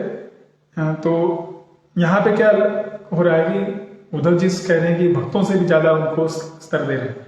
तो असुर लोग हमेशा भक्तों से उनका स्तर नीचा होता है, लेकिन उद्धव जो है विरह भावना के कारण वो सोच रहे हैं कि जीवन की अंतिम अवस्था में हो सकता है कि वे भगवान को अपने समक्ष न देख सके, जिनको देखने का अवसर इन असुरों को मिल जाता है।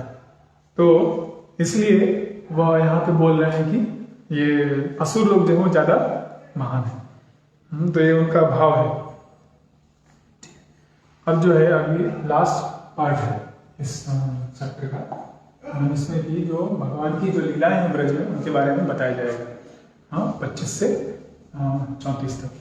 तो जब प्रश्न किया था विदुर जी ने, तो प्रश्न किया था कि उनके भगवान के तिरुभाव के विषय में, लेकिन वो पहले क्या कर रहे हैं, भगवान का तिरुभाव और आविर्भाव दोनों एक समान होता है, दोनों आध्यात्मिक स्तर पे है। तो इसलिए वो भगवान के जन्म से क्या कर रहे हैं, बताना की शुरुआत कर रहे हैं भगवान की लीलाएं। वसुदेवस्य देवक्याम जातो भोजेन्द्र वंदने चिकीर्षु भगवानस्य शंशे जाना भी याचितः।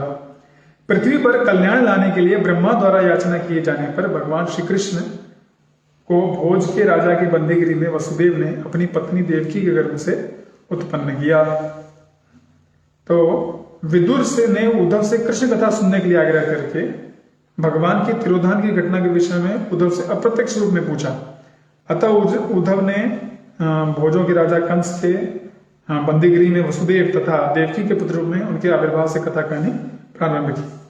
इस जगत में भगवान के लिए कोई काम नहीं है, किंतु ब्रह्मा जैसे भक्तों द्वारा अनुरोध किए जाने पे वे संपूर्ण ब्रह्मांड के कल्याण हेतु पृथ्वी पर अवतरित होते हैं। यहाँ पे आगे कोई कार्य नहीं है। हाँ, वह उनके जो ब्रह्मा है और विष्णु है, महेश हैं, वह सारी चीजें देख रहे हैं, कृष्ण को आने की आवश्यकता नहीं। लेकिन ब्रह्मा जी ने स्वयं जाकर के उनको आग्रह किया, कृपया आप आइए।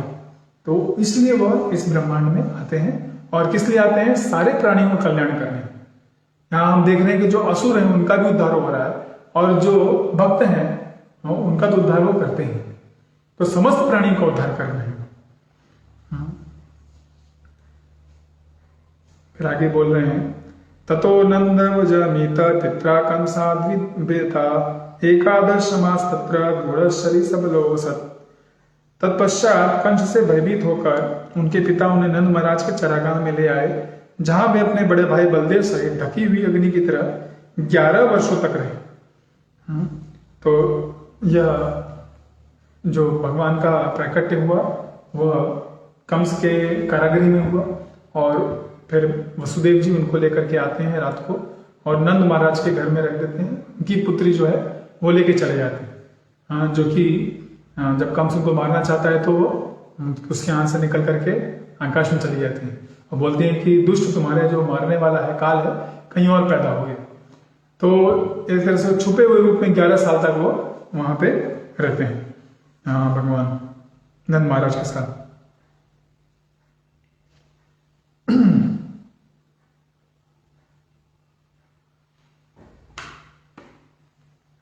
तो भगवान क्या है, सबों के पिता हैं और सबों की रक्षा करते हैं।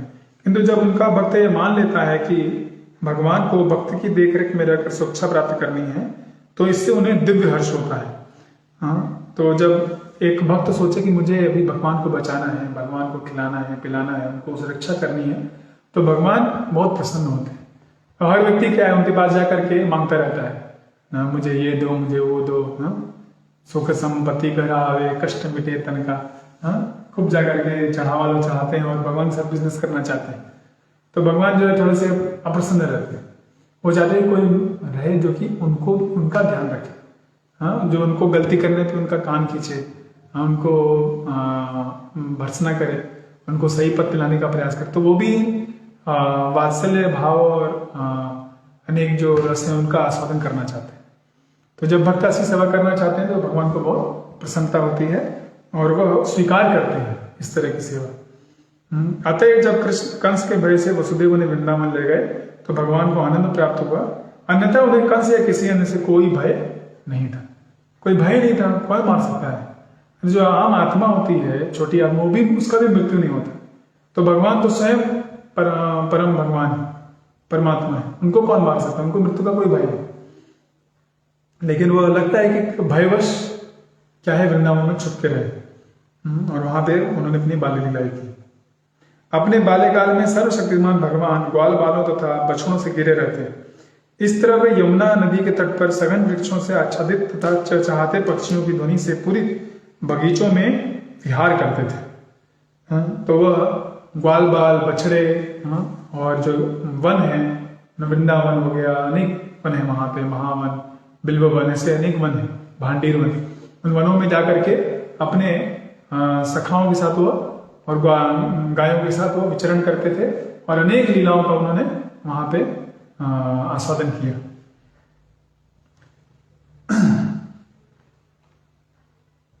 भगवान ने अपने संगियों के साथ छोटे शिशु की तरह खेलते हुए अगासुर, बकासुर, प्रलंबासुर तथा गर्दभासुर असुरों का वध किया। यद्यपि वे वृंदावन में बालक के रूप में प्रकट हुए, किंतु वास्तव में अग्नि की ढकी हुई लपेटों के तुल्य थे। जैसे अग्नि हो, अगर उसको आप ढक दो, दूर से लगता है कि कुछ नहीं, लेकिन आप पास जाओगे तो जल जाओगे। तो ऐसे ही भगवान वहां पे एक छोटे बालक के रूप में थे, और ये सब असुर जो आते हैं तो वो उनको मारने का प्रयास करते हैं, लेकिन भगवान ने उनको ही क्या किया, नष्ट कर दिया। तो श्री चैतन्य महाप्रभु ने भगवान की इस भूमि को भगवान से अभिन्न बनाया है, बताया है। आराध्यो भगवान उपदेश तन्यस्तब्धाम वृंदावनम। भगवान कौन है? नंद तनय, ब्रज के जो राजा हैं इंद्र, उनके वो नंद महाराज हैं, उनके बेटे कृष्ण हैं। तनयस्तब धाम वृंदावन, उनका धाम वृंदावन में क्या है, उनके बराबर ही, उनके बराबर ही आराधित है, आध्यात्मिक है। तो इस तरह से ये जो वृंदावन की भूमि है वह हर वैष्णव द्वारा, स्पेशली जो हम लोग गौड़ीय वैष्णव के द्वारा पूजित है। जब भगवान ने बालोचित कार्यों का प्रदर्शन किया तो वे एकमात्र वृंदावन वासियों को ही दृष्टिगोचर थे। वे शिशु की तरह कभी रोते थे और कभी हंसते थे। ऐसा करते हुए वे सिंह के बच्चे के समान प्रतीत होते हुए थे। तो वो एक बालक, जो आम बालक है, रोना, हंसना, खेलना, कूदना वैसे कर रहे थे, लेकिन ये सब लीलाएं किनको दिखाई दे रही थी? सिर्फ और सिर्फ ब्रजवासियों को, जो उनके सबसे प्रिय भक्त हैं। तो उनके सामने ही भगवान, उनके साथ रहकर के भगवान ये लीला करते हैं। जब भगवान ने बालोचित कार्यों का प्रदर्शन किया, ये पढ़िए, यदि कोई व्यक्ति भगवान की बाल लीलाओं का आनंद लेना चाहता है तो उसे नंद, उपनंद तथा वृंदावन के अन्य पितृवत निवासियों के पद चिन्हों का अनुसरण करना होगा। तो बहुत सारे लोग जो है वो इस तरह से भगवान के पार्षद बनना चाहते हैं, तो उसका क्या तरीका है? आप नंद, उपनंद, यशोदा माता, इन लोगों के पद चिन्हों पे चलिए। जिस तरह से उन्होंने सेवा की, जिस तरह से वो कृष्ण को प्रसन्न करना चाहे, तब आप वो स्तर को प्राप्त कर सकते हैं। बालक किसी वस्तु को पाने के लिए हट कर सकता है और इसे पाने के लिए कितना भी रो सकता है, जिससे सारे पड़ोस की शांति भंग हो सकती है, किंतु वांछित वस्तु मिलते ही वह बालक तुरंत हंसने लगता है। ऐसा रोना तथा हंसना माता पिता तथा परिवार के गुरुजनों के लिए आनंददायक होता है। जब एक छोटा बच्चा हो घर में, तो कुछ भी मांगे कि मुझे ये खिलौना चाहिए, मुझे ऐसा कुछ खाने को चाहिए, और नहीं मिलने पर रोने लगता है, पैर पटकने लगता है, ठीक है, और फिर आप ठीक है ना, पूरा घर जो है ना आसमान पे उठा लिया, सर पे उठा लिया, ऐसा लगता है। अब जाइए वो सामान ले आके कीजिए, तो क्या होगा? तब वो खुश हो जाएगा, तब वो हंसने लगेगा। तो इस तरह से भगवान भी ये सब लीला कर रहे थे, और इससे क्या है, उनके माता पिता जो बड़े लोग हैं उन सबको बहुत हर्ष होता है। तो उसी तरह भगवान एक ही समय में रोते, हंसते तथा अपने भक्त माता पिता को दिव्य आनंद रस में निमग्न कर देते। ये घटनाएं एकमात्र ब्रजवासियों द्वारा तथा ये नंद महाराज द्वारा आस्वाद्य हैं, ब्रह्म या परमात्मा के निर्विशेषवादी पूजकों द्वारा नहीं।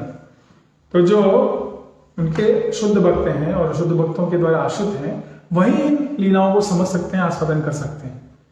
आम जो व्यक्ति है, जो ब्रह्म के उपासक है, निर्विशेष उपासक है, परमात्मा के ऊपर ध्यान लगा रहे, उनको ये सब नहीं समझ में आ रहे। उल्टे बोलेंगे, ये क्या है, ये तो जो हमने देखा है, इसमें क्या है, ये तो घर घर में ऐसे बच्चे होते हैं। कृष्ण क्या है, एक ग्वाली जो है यशोदा, उसका बेटा है। तो ऐसे वो सोचते हैं, लेकिन नहीं। यहाँ पे जो तत्व ज्ञान उद्धव जी दे रहे हैं, प्रभुपाद जी दे रहे हैं, ये मिशन के भगवान स्वयं है, और यह लीला कर रहे हैं जिससे कि उनके भक्त प्रसन्न हो सके। अपने भक्तों की प्रसन्नता हेतु और भक्तों के साथ जो रस का आस्वादन करना है, इसलिए वो ये सब लीलाएं कर रहे हैं। सैव गोधनम लक्ष्म्यान केतम शीत गोवृषम चायन्नु गान गोपन्ना नन्रेणु द्वेरीर मत। अत्यंत सुंदर गाय बैलों को चराते हुए समस्त ऐश्वर्य तथा संपत्ति के आगार भगवान अपनी बंशी बजाया करते थे। इस तरह वे अपने श्रद्धावान अनुयायी ग्वाल बालों को प्रफुल्लित करते थे। तो गाय को चराते थे, हाँ, बंसी बजाते थे, और गायें भी सुबह सुबह उठ के आती थी कि चलिए हमें चलना है, ताकि वो भी भगवान के साथ ये लीला कर सके, उनका दर्शन कर सके, उनकी ये मधुर वेणु को सुन सके। तो ग्वाल बाल भी प्रफुल्लित हो जाते थे। जब भगवान 6-7 वर्ष के हुए तो उन्हें चरागाहों में गौओं तथा बैलों की देखभाल करने का काम सौंप दिया गया। वे ऐसे संपन्न भूमिधर के पुत्र थे जिनके पास हजारों गायें थी। 9 लाख गायें थी उनके पास।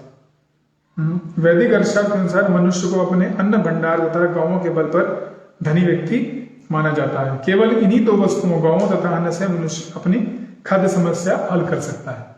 तो असली धन क्या है? आपके पास कितना गाय है और आपके पास कितना अन्न है। गाय से आपको दूध प्राप्ति होती है, हाँ, गाय से आपको गोबर मिलता है, हाँ, गाय से आपको सुख समृद्धि प्राप्त होती है, क्योंकि समस्त देवी देवता उनके गायों के शरीर में होते हैं। तो जब आप गाय की सेवा करेंगे और अन्न उगाएंगे तो वही आपका असली समृद्धि है। आपके बैंक अकाउंट में कितना डिजिट्स है उससे कोई फर्क नहीं पड़ता। जब पिछले साल कोविड का समय आया तो बहुत सारे लोगों को दिक्कत हो गई, अन्न ही नहीं मिल रहा था।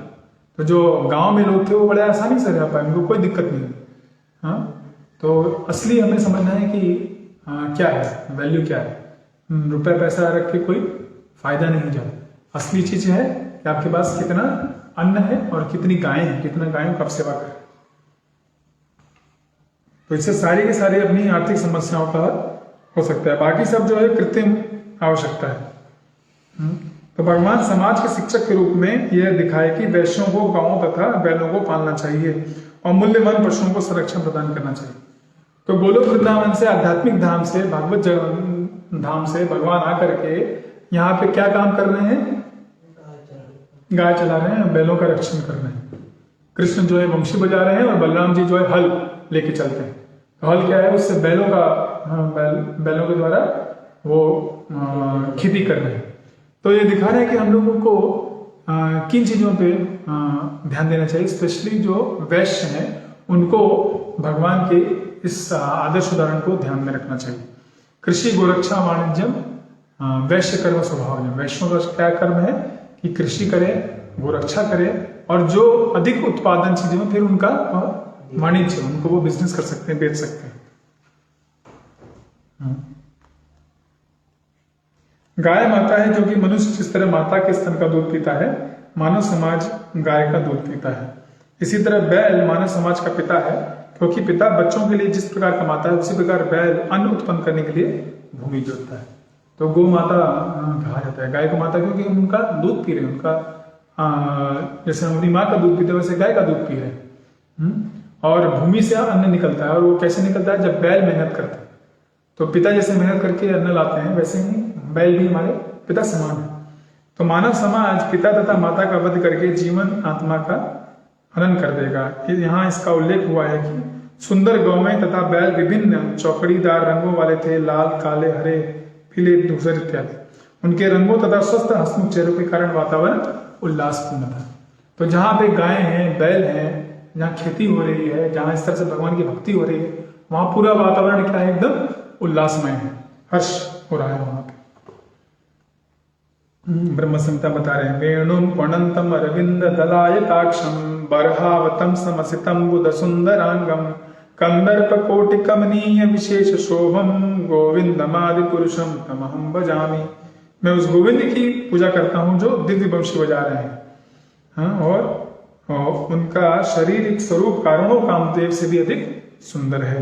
तो ये भगवान के क्या है? विशिष्ट गुण है।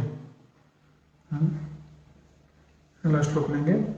भोज के राजा कंस ने कृष्ण को मारने के लिए बड़े बड़े जादूगरों को लगा रखा था, जो कैसा भी रूप धारण कर सकते थे, किंतु अपनी लीलाओं के दौरान भगवान ने उन सबों को उतनी आसानी से मार डाला जिस तरह कोई बालक खिलौने को तोड़ डालता है।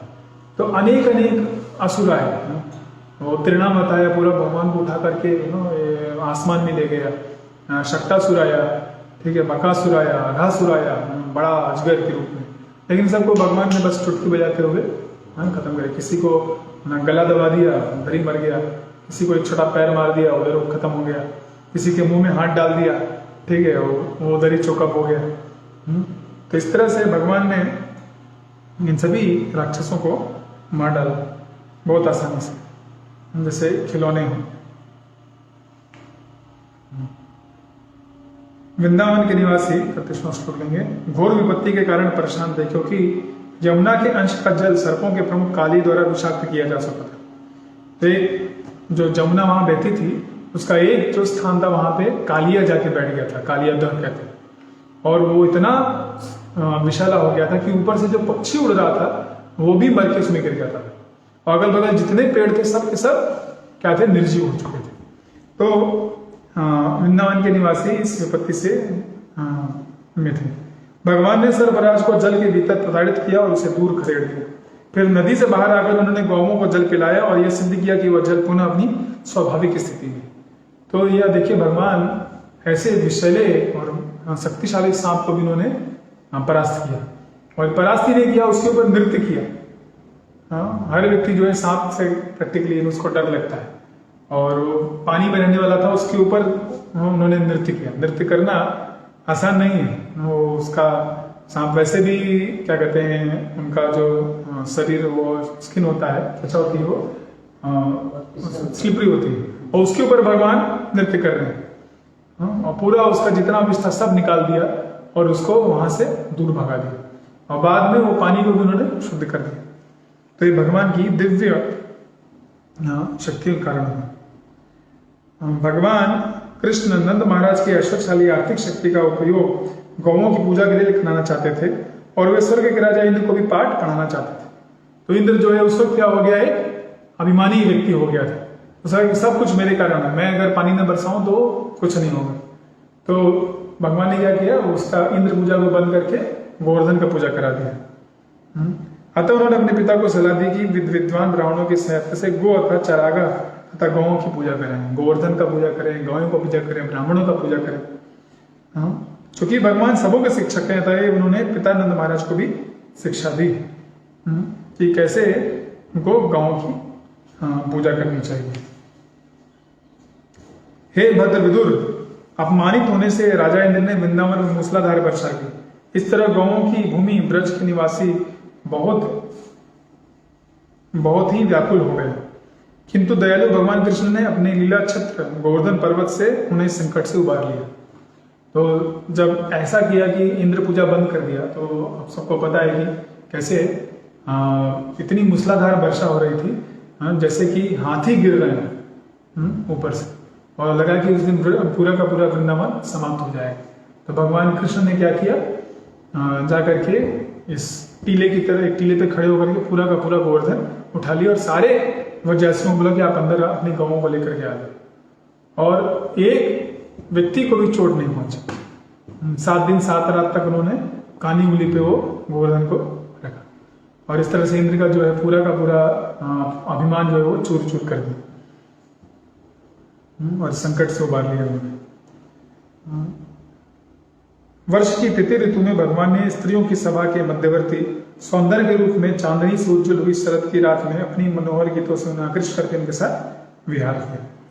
तो गौओं की भूमि वृंदावन छोड़ने के पूर्व भगवान ने अपनी युवा सखियों तथा दिव्य गोपी के साथ अपनी रासलीला का आनंदित किया।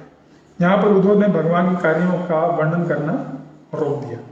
अब यहाँ तक भगवान की लीलाओं को बताया, संक्षेप में रासलीला के बारे में बताया, और फिर अब उद्धव जो है यहाँ से वो अभी आगे वृंदावन से बाहर की जो भगवान की लीला है उनका वर्णन करेंगे।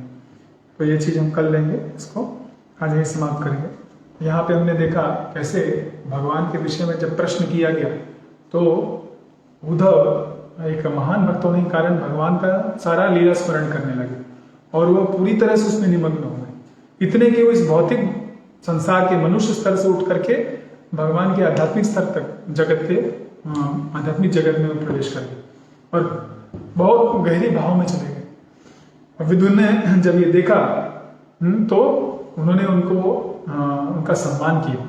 उन्होंने कहा एक ऐसा व्यक्ति है, मैं उसको प्रश्न पूछ रहा हूँ और चुप हो गया है। बहुत देर तक, करीब 48 मिनट तक, एक मुहूर्त पूरा वह मौन थे, फिर जब वो वापस आते हैं अपने भाव को नियंत्रण में ला करके, और फिर विदुर को वो उत्तर देते हैं, हाँ, कैसे हम सभी पूरा संसार अभागा है, जदुकुल अभागा है, मैं अभागा हूँ कि हम भगवान को नहीं समझ पाए, भगवान की सेवा नहीं कर पाए। और फिर वो भगवान की जो दिव्य रूप है उसका वर्णन करते हैं, कैसे जो विष्णु भगवान है वो भी इनसे आकर्षित है, उनका दर्शन करना चाहते हैं। और वो भगवान की जो कृपा है सबके ऊपर देने, कैसे वो दयालु हैं, शिशुपाल को दिया उन्होंने, और जो उनकी कृपा है पूतना को दिया उन्होंने, और फिर उसके बाद भगवान का जो जन्म से लीला है वो वृंदावन में बताया उन्होंने। हरे कृष्णा, बहुत बहुत धन्यवाद। श्रीमद् भागवतम की जय, श्रील प्रभुपाद की जय, मोक्षदा एकादशी की जय। हरे कृष्णा हरे